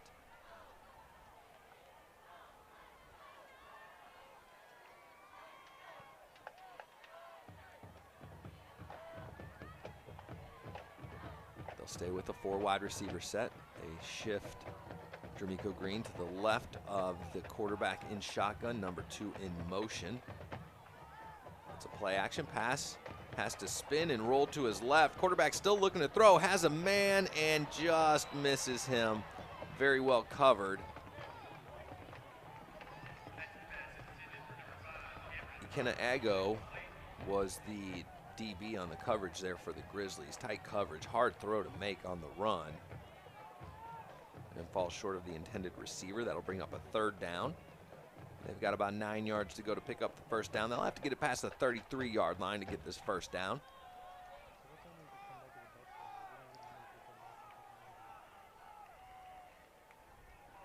Empty backfield, 5 wide receiver set. Man in motion from the right. He'll take the handoff. No, it's a quarterback keeper. Had me fooled, and the defense as well. He made it very close to the 1st down marker, a yard past it, so that's enough to move the chains. Conroe will get a new set of downs from the Grizzlies' 32-yard line. We're just inside of 8 minutes to go in the 3rd quarter.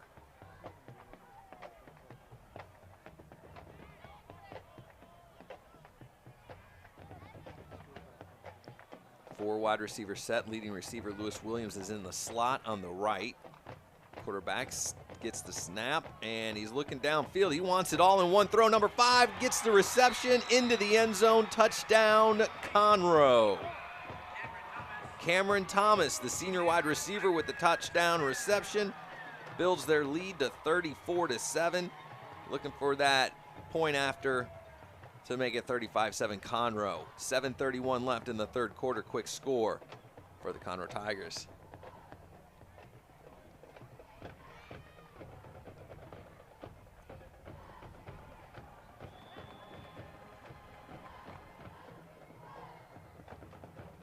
Couple big penalties on either side during that series. Conroe ends up with 6, trying to make it 7 here. And the snap is good, the hold is good, kick right through the middle. That makes a 35-7 Conroe lead. 7:31 left in the 3rd quarter.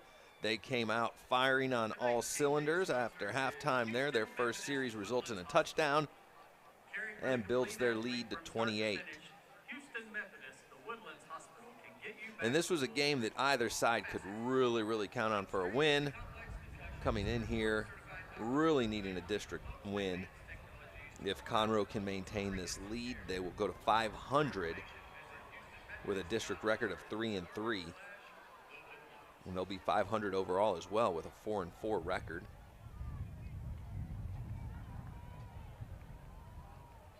District games this week included a 35-7 Oak Ridge victory over College Park. And then tonight, Cleveland's at New Caney and Caney Creek is at the Woodlands. Willis with the week off. Of those matchups, I think you've got the best one right here, live from Moorhead Stadium. Despite the score, Grand Oaks still showing an ability to move the ball against this Conroe defense. And again, despite the score, the Grand Oaks defense has played some pretty good defensive series against this Conroe offense. Conroe's take advantage of some turnovers. This one's a short kick, fielded, bobbled actually at the 10, but picked up around the 15 and advanced past the 20. Kind of falls forward, and they'll mark it at the 25 for the Grizzlies. That's where they'll take over on their 2nd possession of the 2nd half. Their first series ended with a quick 3-and-out. They'll look to get something going against a fired-up Conroe defense.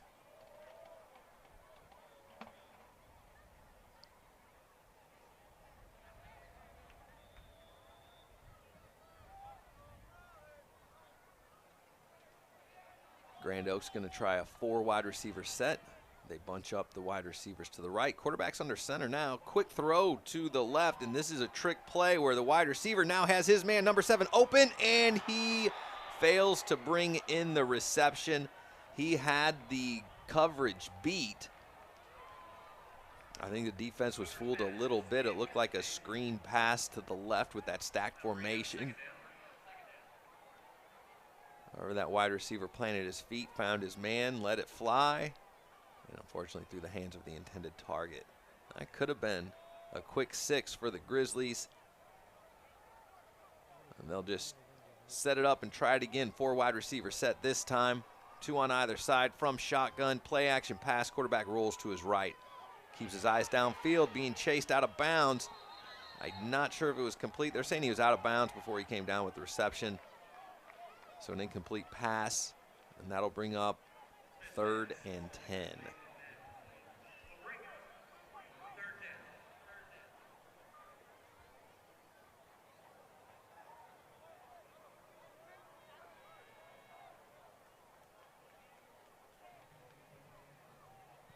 Conroe defense showed up to play tonight, especially here in the second half.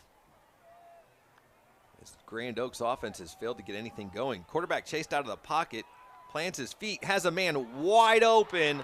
This is a quick score for the Grizzlies on a big 3rd down play. I'm not sure where the coverage broke down for Conroe, but that man was wide open on the sideline.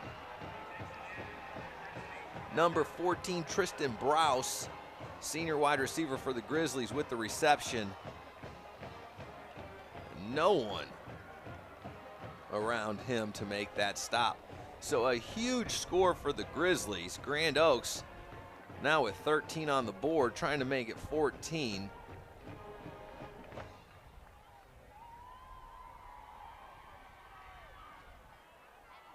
They like to do the odd setup. They're going to go for a 2-point conversion, and real quick off the snap, I think he fell forward into the end zone. No official sign. 2-point conversion is good. So they're going to try to get more than just an extra point. They'll get the 2, and that pulls them within 20 with a score of 35-15. That's a very fortunate series for the Grizzlies.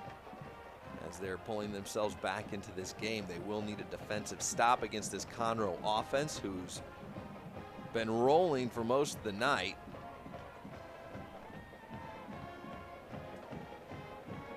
And in this 3rd quarter, we have 6 minutes and 59 seconds left to play.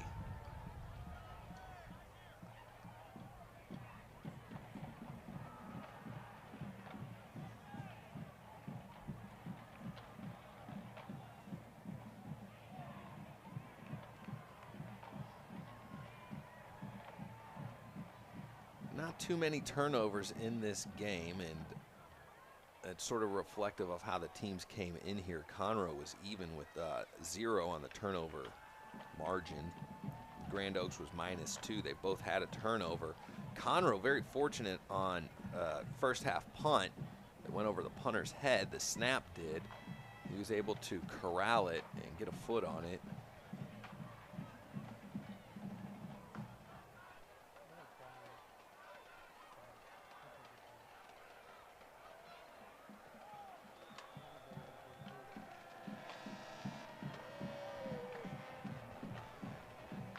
Just under 7 minutes left in the 3rd quarter.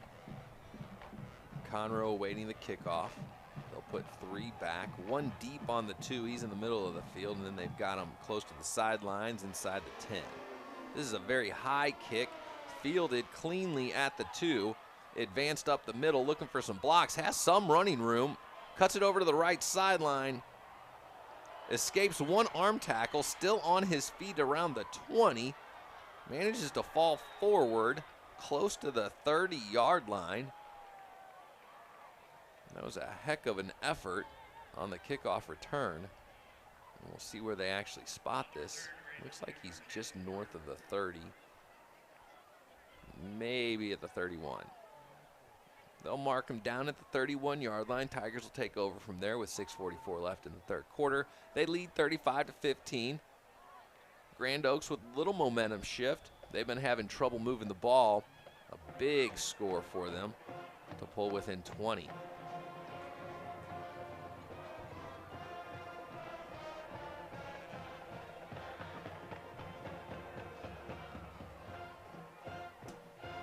Conroe, 4 wide receiver set, 3 wide receivers to the left. Dramico Green out of the backfield gets the reception, has some room to run, picks up some blocks from his wide receivers, and makes it to midfield, forced out of bounds at the 50-yard line. Of course, they always like to mark it a yard short of where I see it, so they'll actually say he got to the 49.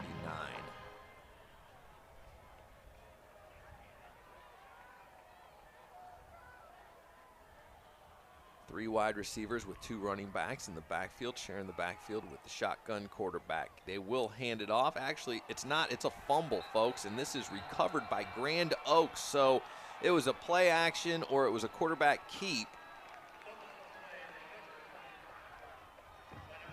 Quarterback lost the handle on that. It was jumped on by the Grizzlies, and that could prove to be a huge turnover if the Grizzlies can manage to get some points out of this. They were down by as much as 28.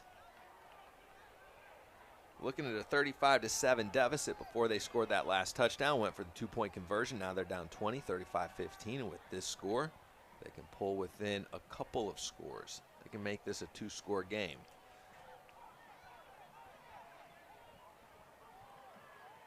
Quick snap to the quarterback, looks to run around the left side of the line. Brought down by a group of Conroe Tigers after a 4-yard gain, brings it up to the Conroe 45-yard line. It was Tristan Frazier on the run. That was a running back.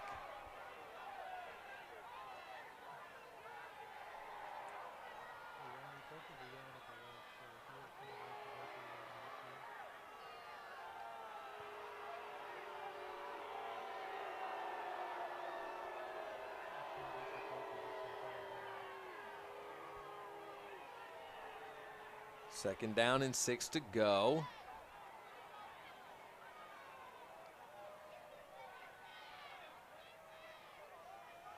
Puts the man in motion, and he will take the pitch. Number 14 around the outside. Stopped short of the first down. That was Tristan Browse on the carry. That was the young man who scored the last touchdown for Grand Oaks, I believe. There is a flag on the play.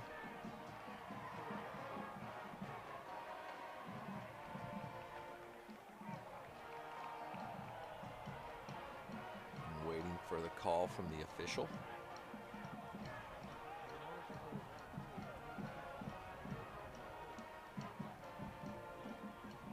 And they're conferencing right around the 45-yard line, which is where the line of scrimmage on that last play was. Can't get a read from either side as to what this call might be.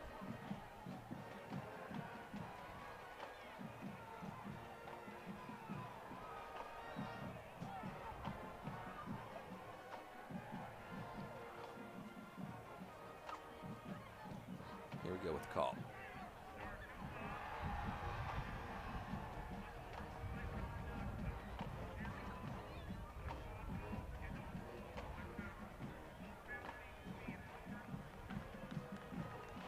So 2 penalties, both were personal fouls or unsportsmanlike conduct, and they both went against Conroe. So I'm not sure how they mark this off, if it's just the 15 yards.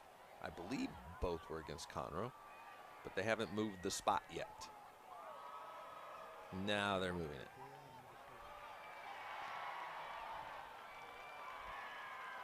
So another big penalty goes against Conroe, and a 15-yard gain from that penalty. And then they're going to do a double 15. So the first one brought it up to the 25. This one brings it inside the 15. They're going to mark this at the 12.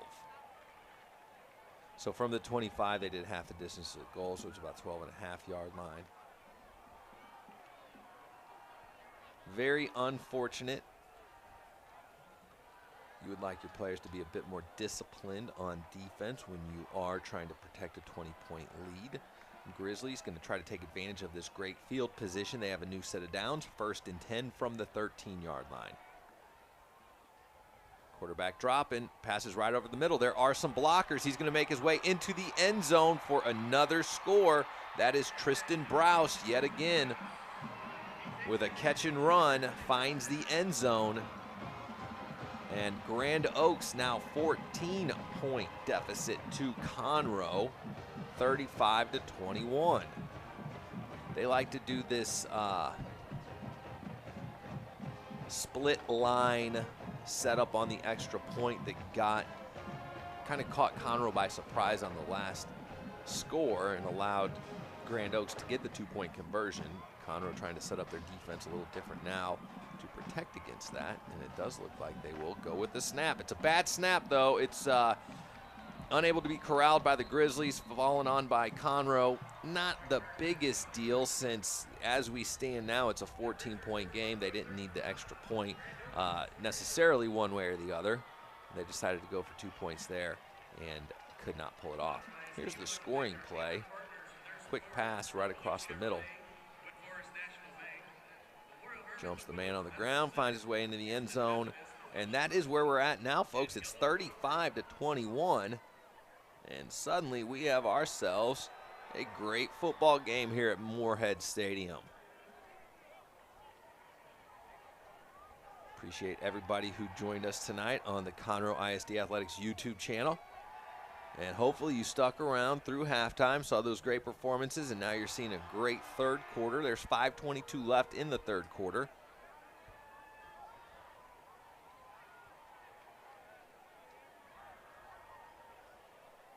Conroe able to score early in this second half to extend their lead to 35-7.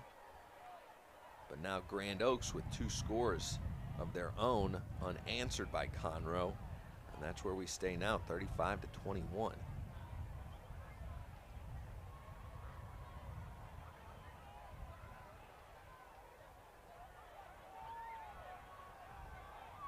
Conroe with 3 deep, as they've done all game. They put their deep return man in the middle of the field at the 2-yard line, and they put 2 on the side. This one's going to be an onside kick attempt.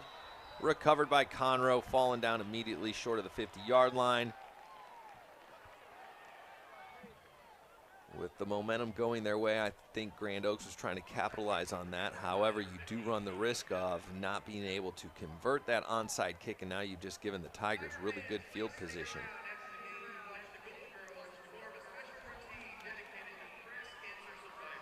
They'll start this drive from their own 49-yard line.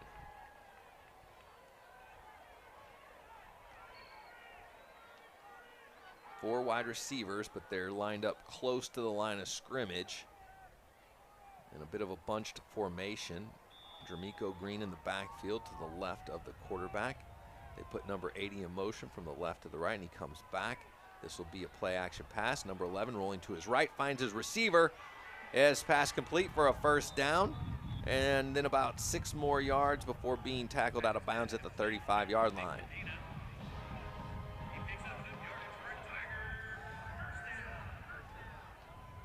Nick Medina on the reception for the Tigers. And they're quick to the line. Hurry up offense with a quick snap. There's going to be a pass, and it's dropped.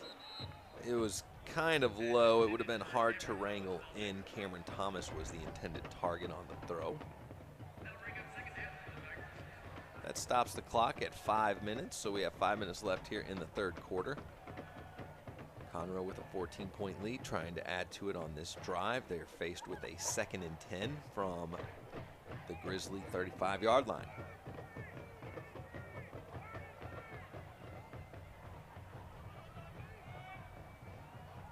And a lot of movement in the backfield. It ends up being a handoff. Grizzlies stayed in their lanes and stopped him after about a gain of 1 yard.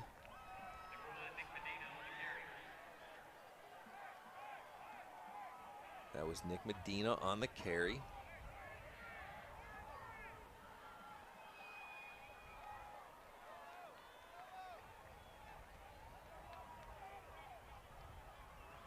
3 wide receivers to the left.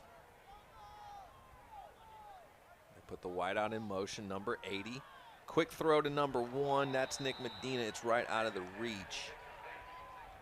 And that was a 3rd and 9 play, so we're looking at a 4th and long. They are not deep in Grizzly territory, but they're well in Grizzly territory, and it looks like they're going to try to pick up the 9 yards here on 4th down to keep this drive going. The last time they had a 4th and long on this side of the field, it was a beautiful pass and an even more incredible catch by Lewis Williams for a touchdown. Conroe will try to recreate that magic here, perhaps. They try to catch the Grizzlies offside, but they don't bite on the hard snap count. Now they look to the sideline to get the play. Medina's in the backfield. They put him in motion out of the backfield. Quarterback quick throw. It's a bit of a screen pass to a wide receiver. Didn't have a lot of room to run. Tackled at the 30, and that'll be a turnover on downs. Grizzly defense with a big stop on that series. And with the momentum going Grand Oaks' way, they're going to look to add to their 21 points and pull within 1 score of Conroe. What seemed like a game that Conroe was going to run away with, they were up 35-7, has now become a battle as Grand Oaks has clawed their way back into this game, trailing 35-21. 4:13 left in the 3rd quarter. Plenty of time left to play in this game. They're starting from their own 30-yard line on that turnover on downs. They're going to hand it off to start this drive.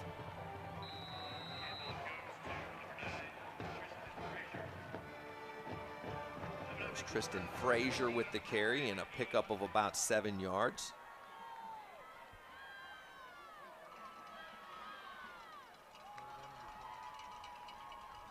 With the clock ticking, the Grizzlies are not in a hurry. They like to huddle between plays, and then they send out their wide receivers. They've got 4 wide receivers set.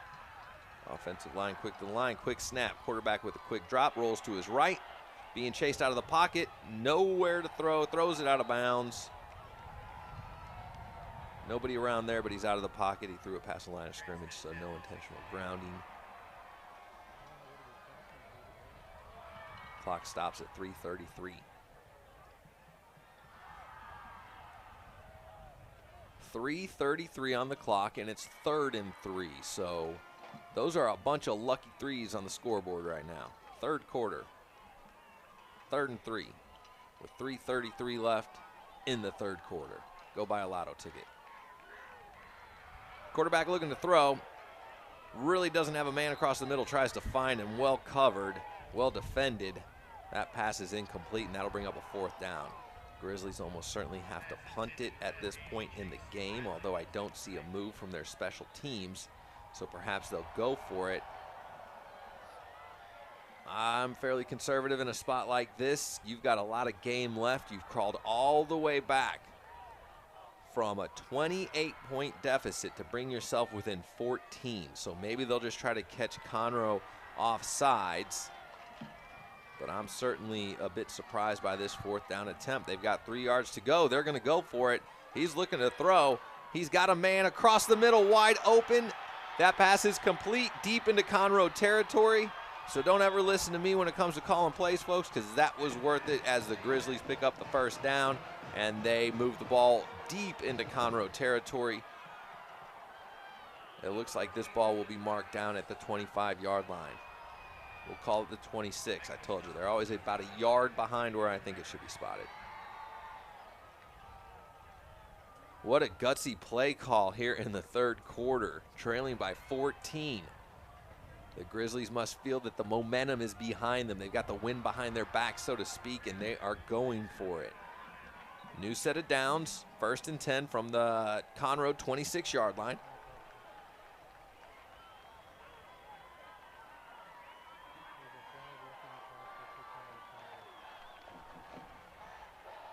And I'm not sure what the penalty call was because I missed it, but they are marking off about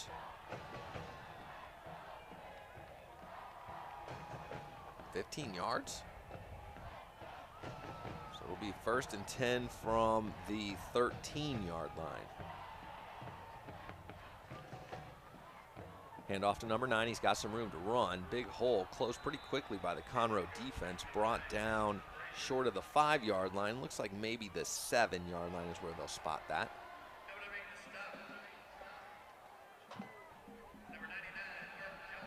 They'll need 3 yards to pick up the first down. 2nd and 3. Grizzlies making this a game, very close to making this a 1-score game.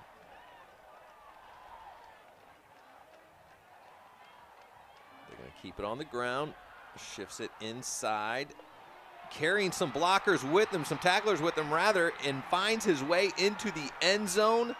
Touchdown, Grand Oaks. And it is 35-27.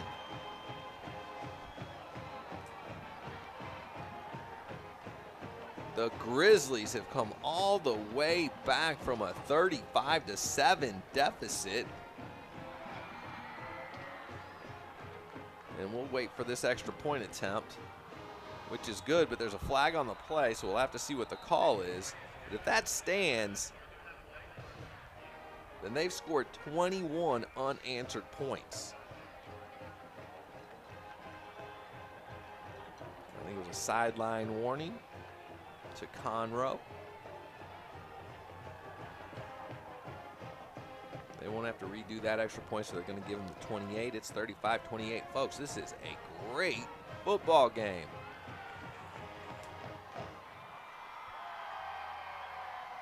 What started out as complete Conroe momentum,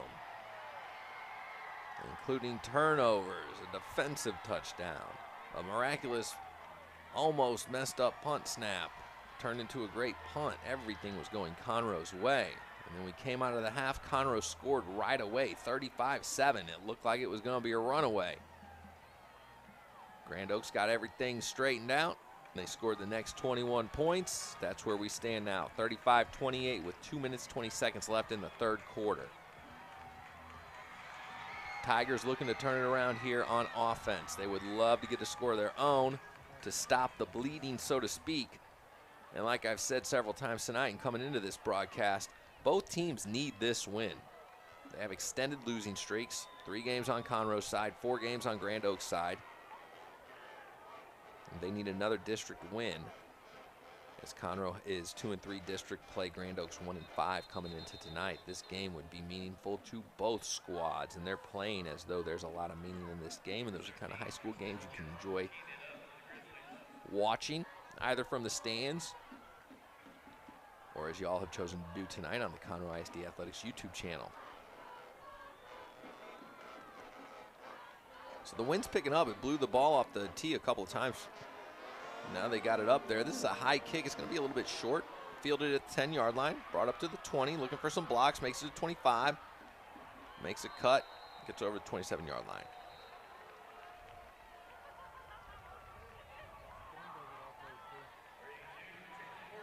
Conroe able to move the ball pretty successfully on their last offensive series, but then stopped on 4th down for a turnover on downs, which led to the last Grand Oaks score that you just saw. So Conroe offense knows they can move against this defense. They just need to get some points out of it.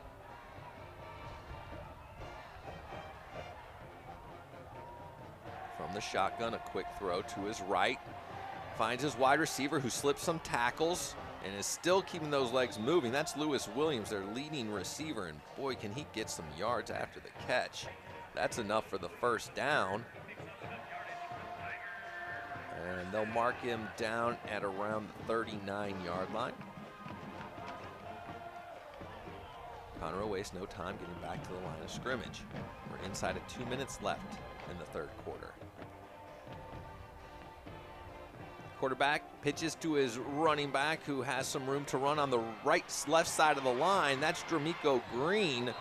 He fights his way close to the 40-yard line on the Grizzlies side of the field.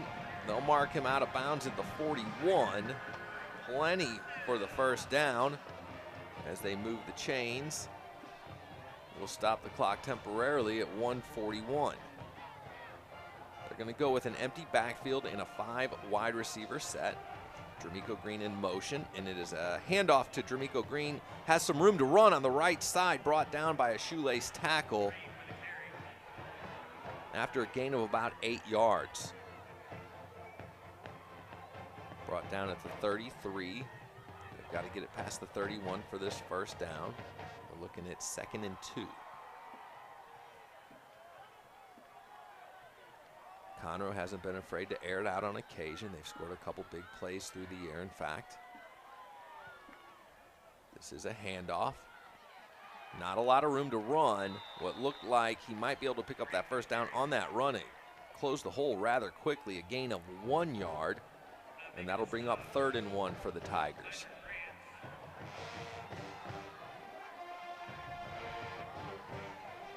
Quickly to the line, quick snap. Big pile moves forward to the 30, and that's enough for the first down.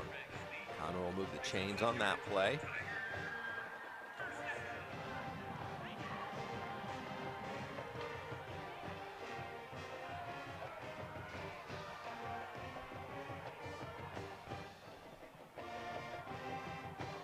Green's in the backfield to the left of the quarterback. Quarterback gonna look to throw.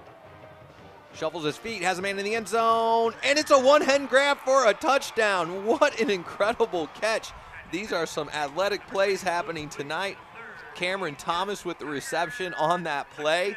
Looked like he was overthrown a bit, but that quarterback put it right where only the wide receiver would get it. He extended that one hand, brought it in for the score, and Conroe back on the board. 41-28 pending this extra point. I sure hope they give you a replay here, folks, because that was an amazing catch.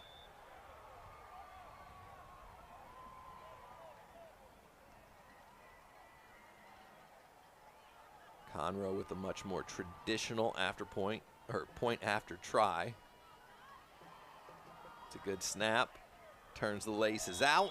Kick is up and good. Conroe back on the board, 42-28.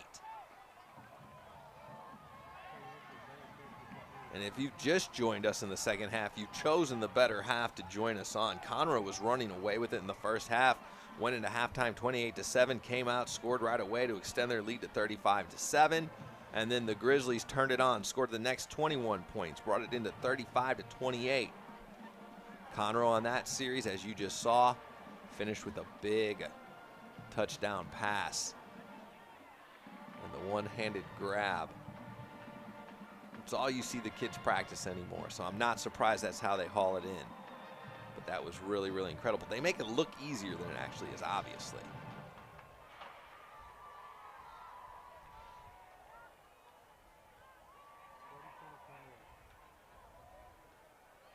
And as is reflected in the first half score, the Conroe defense was playing outstanding against this Grizzly offense.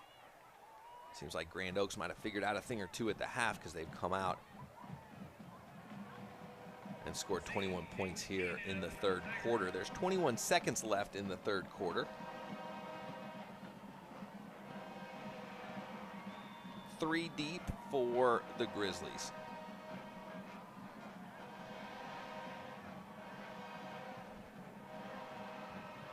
The kick is a good kick, fielded at the 3. Looking for some room to run, brought down at the 20-yard line. And as I watch high school and I see them have to advance it from the 2 and the 3-yard line like that on kickoffs, they get it about the 20-yard line. I'm curious why NFL kickers, college kickers, don't deliberately try to kick very high yet somewhat shorter kicks than they typically do out of the back of the end zone, because you're giving the team the ball at the 25-yard line. But as you can see from these, if you force the receiver or the return man to actually return it, then there's a chance you get them pinned back a little bit deeper in their own territory.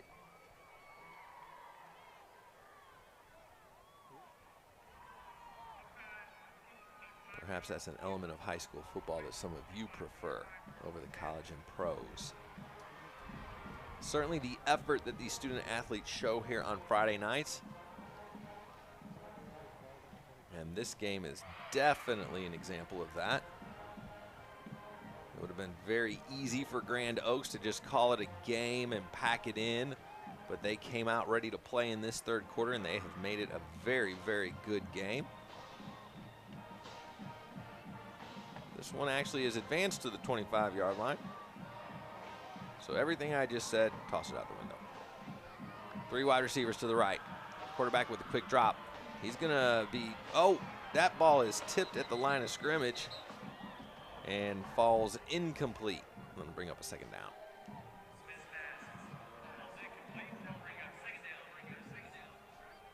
12 seconds left in the third quarter.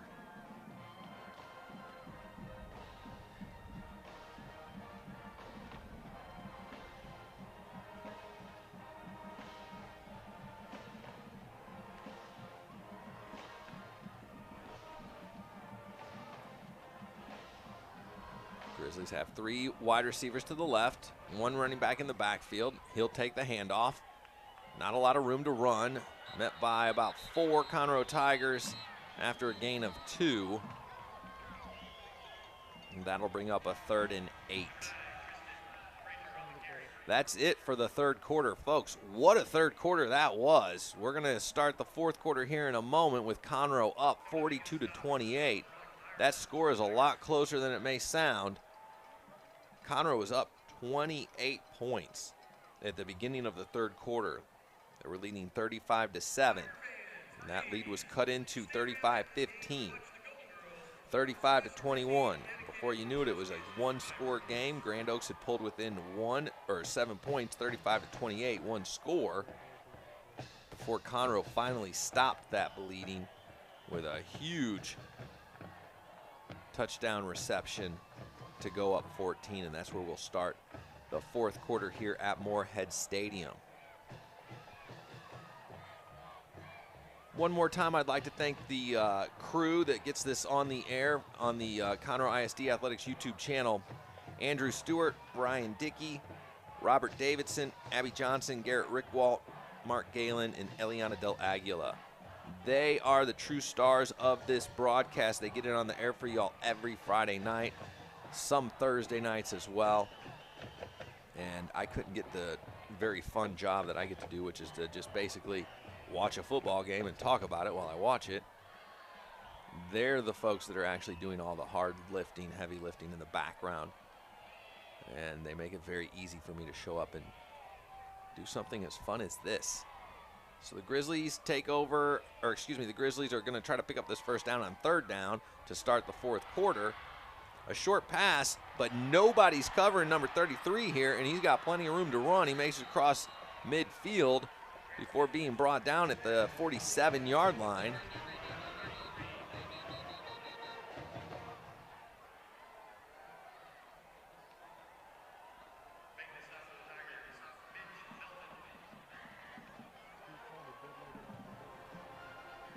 That was a big first down conversion for Grand Oaks. Keeps this drive going. They trail 14 points early in the fourth quarter here.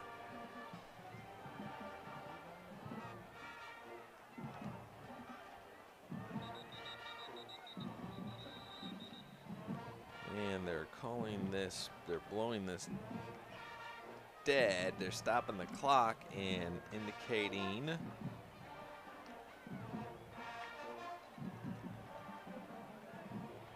looked like they were calling a timeout, but I'm not sure that's what the actual call is. But the clock stops with 11:37 to go in the game.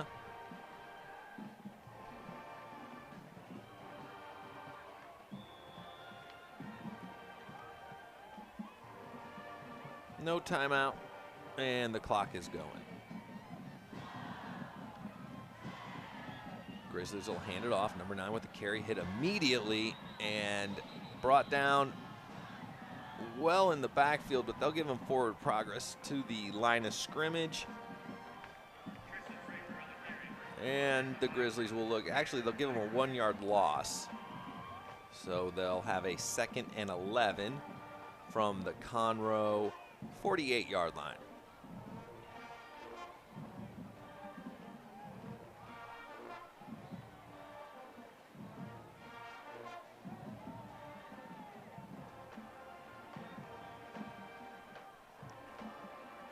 Break the huddle with 3 wide receivers. They'll put 2 to the right, One man split wide left, running back to the left of the quarterback. Quarterback fakes to his right. He tucks like he's going to run. He's got nowhere to run. He throws the ball towards the sideline. There wasn't a receiver there, and it didn't go past the line of scrimmage, but there are no flags on the play, so they'll get a 3rd down and 10. There is a late flag on this, and it should be intentional grounding. And that's what the call is. So it's a loss of down. They don't repeat that 2nd down, in other words, and they're going to bring this back. I don't know if it's 5 yards from where he threw it or 5 yards from that line of scrimmage. But it looks like 5 yards from the line of scrimmage will bring up 3rd and just about 15.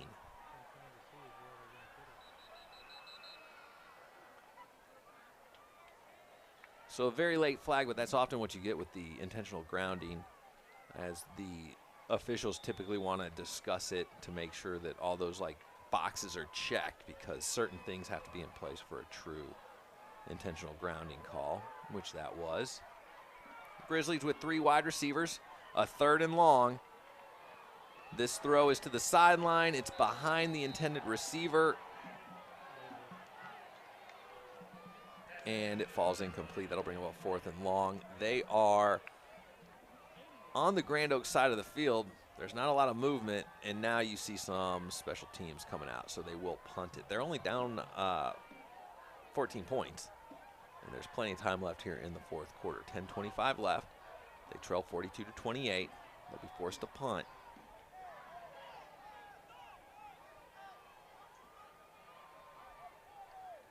Conroe's return man set up on the 20. It's a good snap. Gets the punt off. It's a high punt. He's going to have to call for a fair catch, which he did. They just let it bounce. It takes a Conroe bounce, so the Grizzlies have to get on it quick, and it's just short of the 25-yard line. They'll mark it at the 24. So we have 10:15 left in this game. It has been a lot of back and forth going on. It was a lot of a one-way sort of a game. Mostly Conroe in the first half.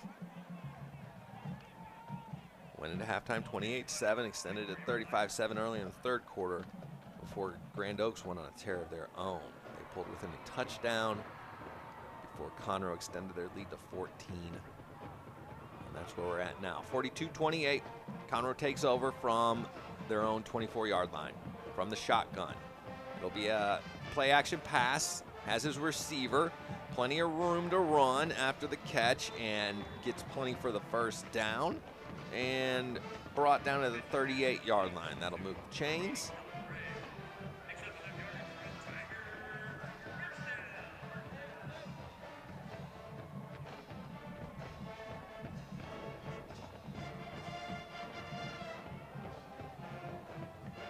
And we're now inside of 10 minutes left in this game.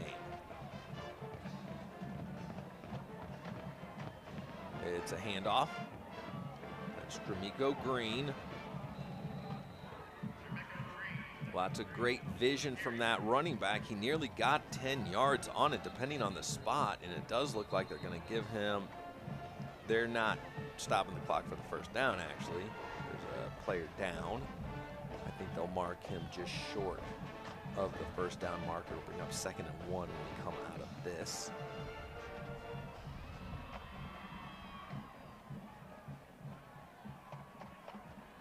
So coming in, it seemed like this would be a very good district game between these two rivals. And as I just said, it started out being mostly dominated by Conroe. And then the Grizzlies went through their big scoring stretch of 21 unanswered. Conroe did come in with the better offense on paper, averaging almost 100 yards more a game with a pretty balanced attack. 170 yards on the ground, 194 through the air. Grand Oaks averaging 265 yards a game, most of that coming through the ground attack, 177 yards, and less than 100 yards passing average per game. They have not been afraid to throw it this evening, however. We're back at it. Conroe out of shotgun. They gave them the first down on that. And now it's a false start penalty coming out of that injury timeout. So it'll be 1st and 15 from about the 43-yard line.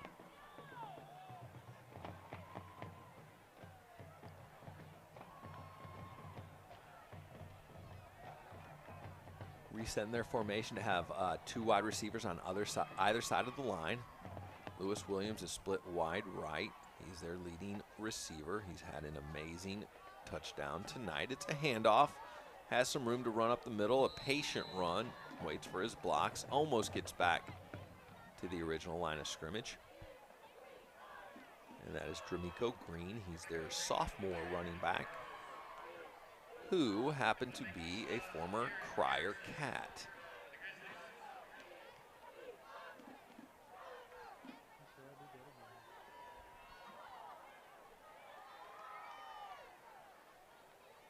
Once again from the shotgun, as most of their plays are.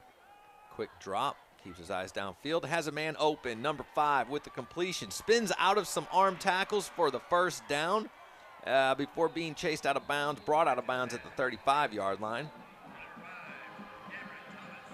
That was Cameron Thomas with the reception and the first down run after the catch. Moves the chains and stops the clock at 8:19.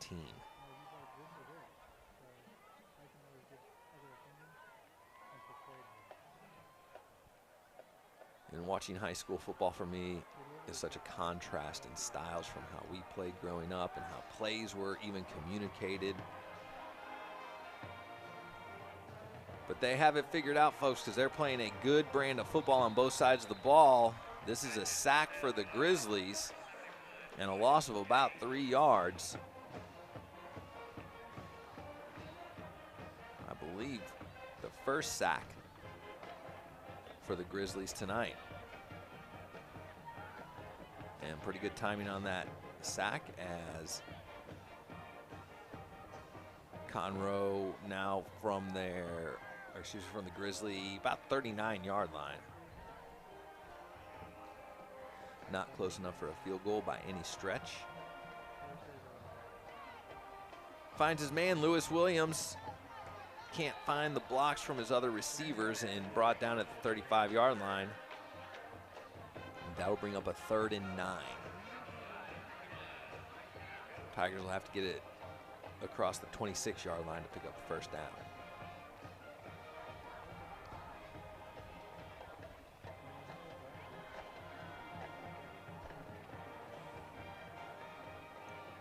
Tries to pull him off sides with a hard count. Now looks to the sideline to see what they want him to do out of the shotgun here.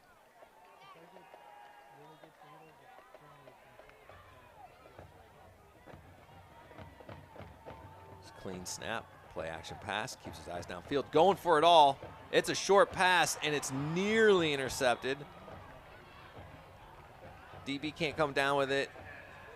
Short-armed to Lewis Williams, the intended target, and that'll bring up 4th down and about 9 yards to go. Conroe keeping their offense out on the field. They'll try to pick this up, as they've done a couple of times tonight. A few times with success, and a few times they've had a turnover on downs. This is a big 4th down for the Grand Oaks Grizzlies. They'd love to take over from this field position. And it is a punt from the quarterback, and that was a beautiful punt as it goes out of bounds at the 1 or 2 yard line. So you could not have designed that any better. I'm pretty sure most people in the stadium and on the other sideline were fooled by that. Pooch punt by the quarterback, and he angled it perfectly.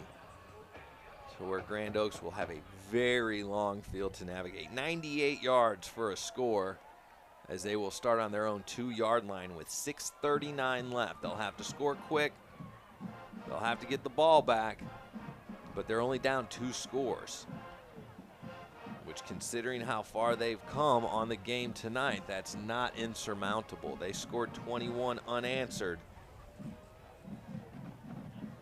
They're going to try to get a quick score here, I would imagine. They're capable of ripping off big chunks of yards here. They put a man in motion. He swings to the left of the line. That's who he's going to find. He short arms it. I think he hopped it to him. They're going to say he received it, but there's a late flag on the play right where the reception was made, so I'm not sure what this call is going to be.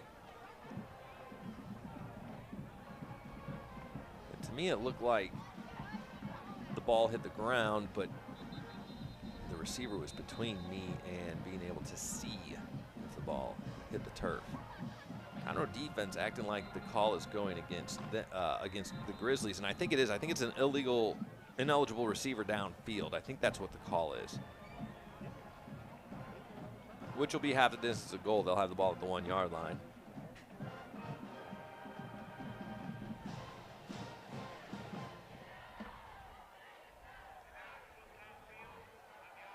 An eligible receiver downfield, so it's half the distance to the goal. They'll repeat the down. It'll be 1st and 11.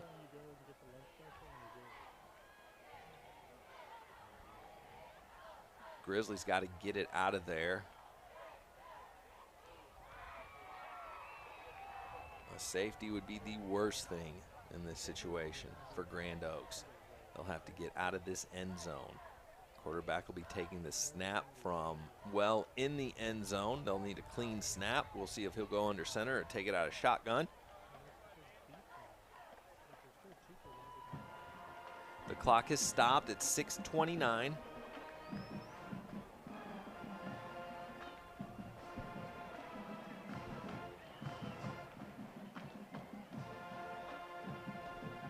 Golden Girls are lining up behind the west end zone. They've got a special performance after this game for Breast Cancer Awareness Month.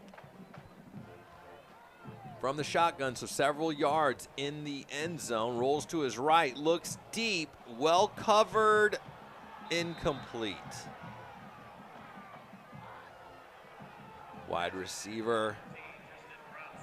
Looks like he was trying to draw a flag for pass interference. The officials are having nothing doing, and that'll bring up 2nd down and 11 yards. 99 yards to go if the Grizzlies want to find the end zone.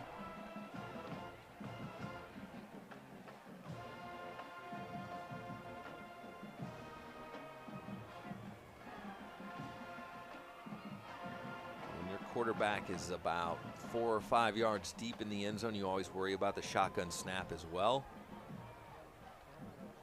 They'll keep him in shotgun. They've got a running back to his left. The snap is good. He drops back, looks to throw across the middle. Well defended.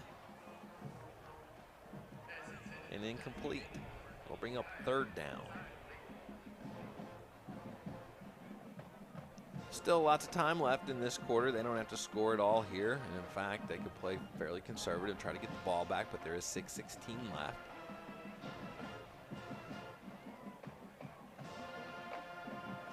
You certainly want to keep your handle on the ball. A turnover here would not be very fortunate for the Grizzlies.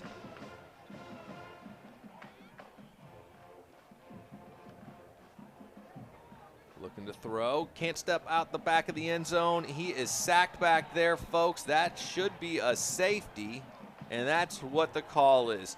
Conroe defense with a scoop and score earlier in the game. They get a safety there to give a 44-28 lead. That'll give Conroe the ball back with 6:11 left in this game. Even before the defense got to him, I'm not positive he kept his feet in the end zone. From my angle, it was hard to tell, but he was right on that back line as he was rolling out to his right.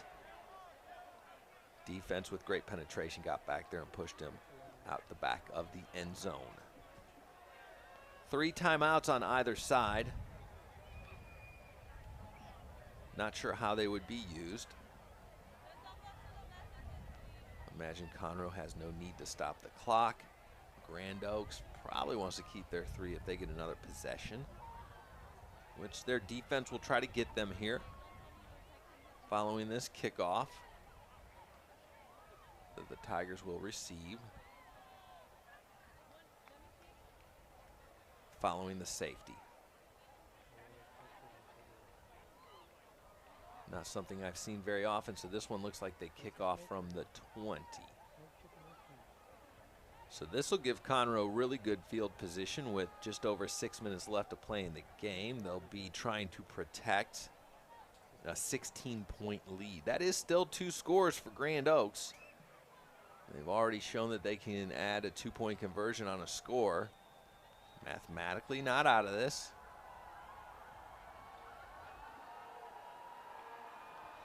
And they'll try an onside kick, which I suppose in a way you have to.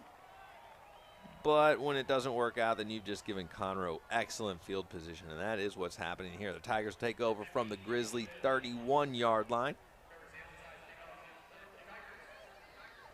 And we'll see if Conroe wants to use some of this clock and work on their running game, or if they'll try to get a quick score and put a cap on this game.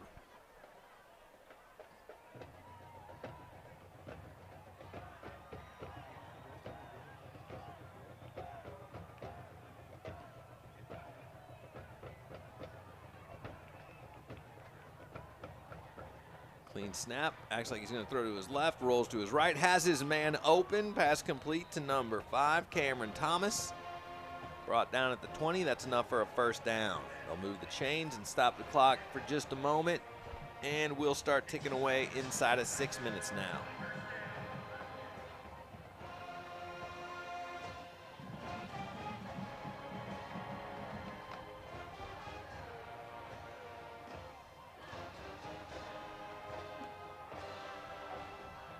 Nick Medina is in the backfield with Javarius Hatchett. And he'll line up to his right. They've got 3 wide receivers to the right. They put number 80 in motion from the right to the left. Quarterback looking to throw again. He's going to be hit from behind, and that was nearly fumbled, recovered by the quarterback. It was bobbled by the defender who made it back there and got his hand on Hatchett's arm. And it wasn't a throwing motion. That was a legit fumble, but somehow miraculously ends up right back in Hatchett's hand. He's brought down right at the line of scrimmage. So it'll be a 2nd and 10, and we are right at 5 minutes left in this game. It's a good snap, looking to throw again. Has his man on the left side there. That is Cameron Thomas, fighting for some extra yards, makes it past the first down marker, brought out of bounds inside the 10. They'll mark him out at the 7. And they'll give a new set of downs to the Tigers as they milk some clock and try to add to this 44-28 lead. And they are close to doing that as they are taking this snap from the Grand Oaks 7. There's a man down on the Grizzly side, so we'll take a quick break as they attend to that athlete. So, of course, tomorrow everybody's excited for the Astros-Yankees. That game is a 4 o'clock start.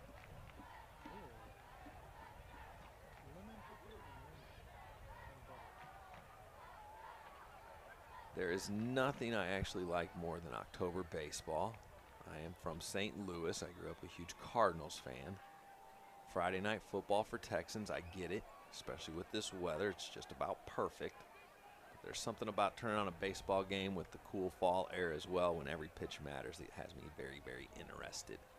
This game's been very, very interesting. That pass incomplete into the end zone. But hopefully you stayed with us or joined us in the second half. It's been an incredible second half. Grand Oaks came all the way within 1 score after trailing by 28 points. They got within 7 before Conroe got a couple scores of their own. It's a big, important touchdown, and then they added to it with the safety on Grand Oaks' last possession. They're going to try to add to it here. It's 2nd and goal.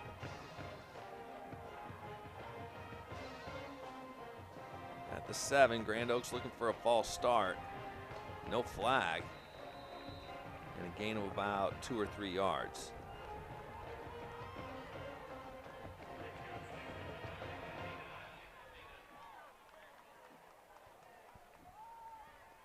And the game clock ticking inside of 4 minutes.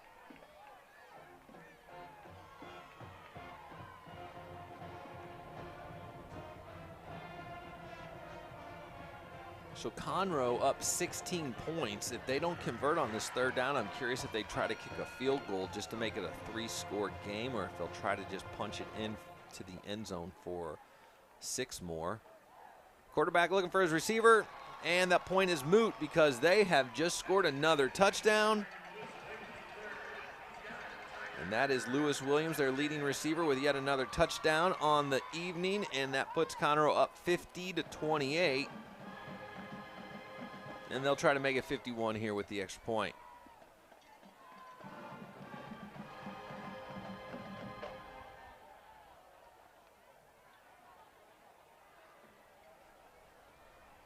Point after try coming up.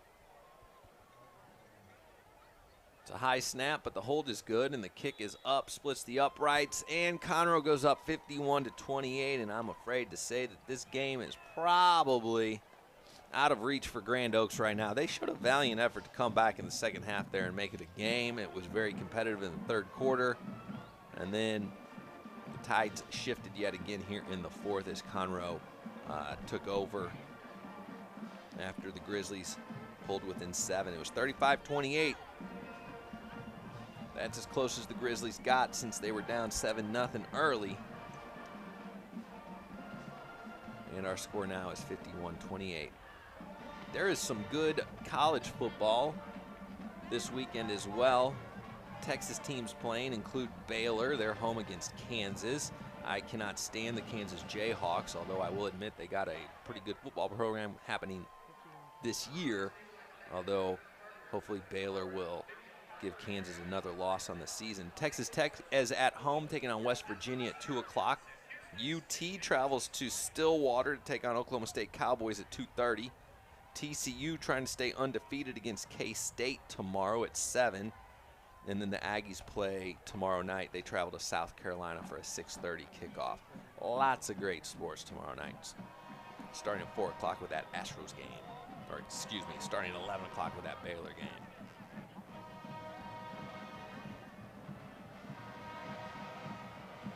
This kickoff is short. It's going to be fielded about the 18-yard line and advanced to the 25, forced out of bounds about the 27-yard line. 3:27 left.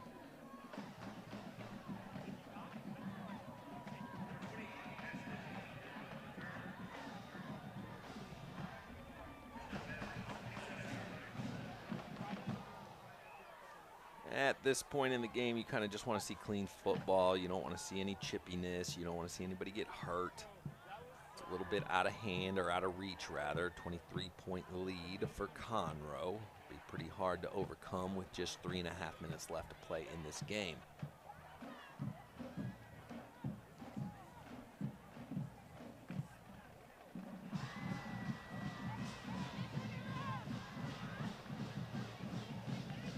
Looking to throw, quarterback rolls to his right, finds his receiver, makes a move past some tacklers, and gets enough for a first down. Brought down just short of the 40. They'll mark him at the 38-yard line.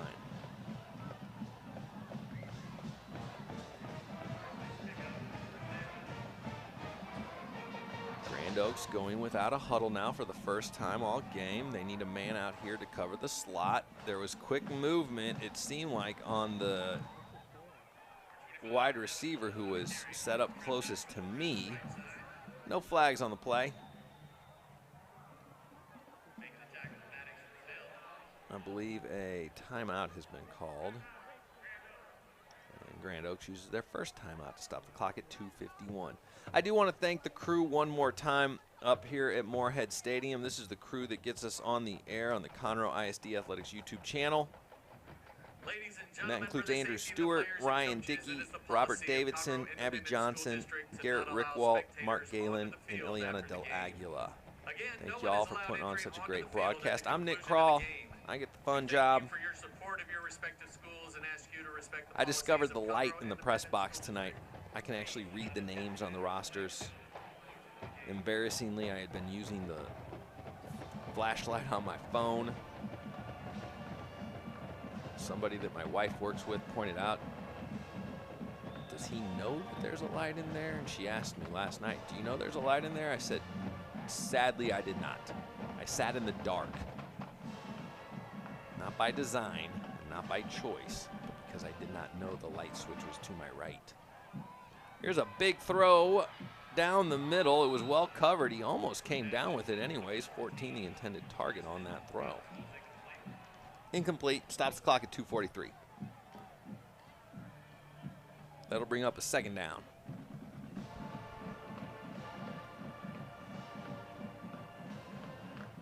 They're still looking for a first down. They'll have to get it to the 48-yard line. If they want it all, they need about 61 yards.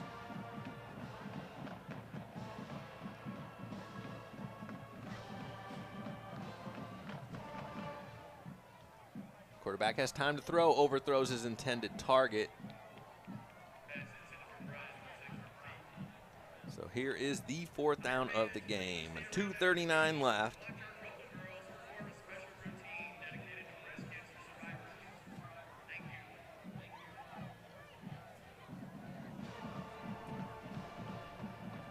I can't say enough about the Grand Oaks Grizzlies, however.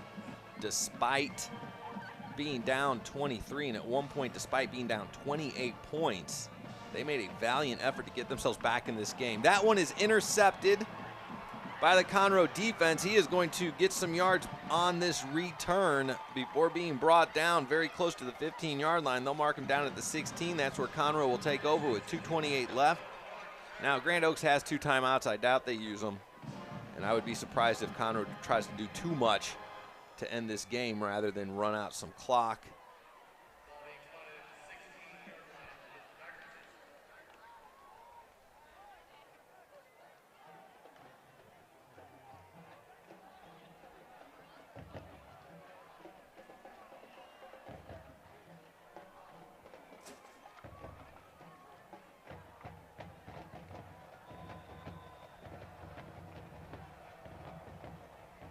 The shotgun, it's a low snap. Quarterback does pick it up. I thought he was going to fall on it. They blow this dead. I guess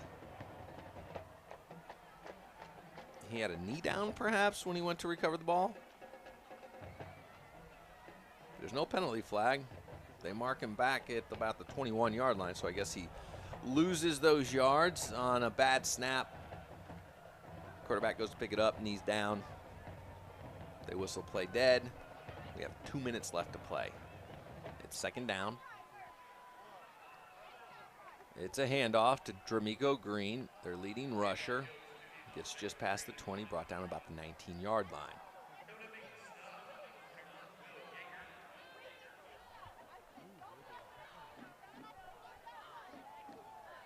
Faced with a 3rd and long.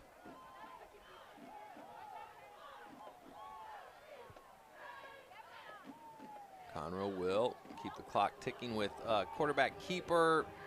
Nothing doing there. It's a loss of about 3 or 4 yards. Not the cleanest option play, but enough to keep the clock ticking close to a minute.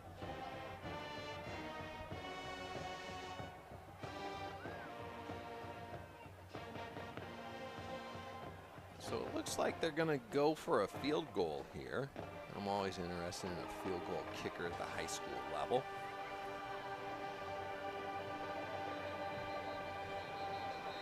As I've told the story many times up here in the press box, I thought I could do an extra point field goal, which is about a 20-yarder from the college spot. The ball's on the 10. My cousin kicked in college. He's only 2 years younger than me. We're all in our 40s. And as is typical of 40-somethings, we still like to think of ourselves in our athletic prime. He likes to tell us that he could still kick a 50-yarder, and of course, we shout him down. Impossible.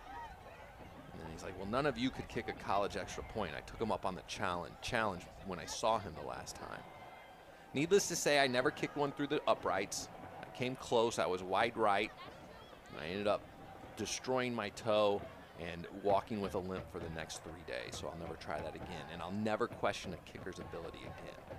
If he makes it here from the 30, it's a 40-yard field goal, and I'll be super impressed. The kick is up, and I think it's just a little to the left. I think he had enough on it.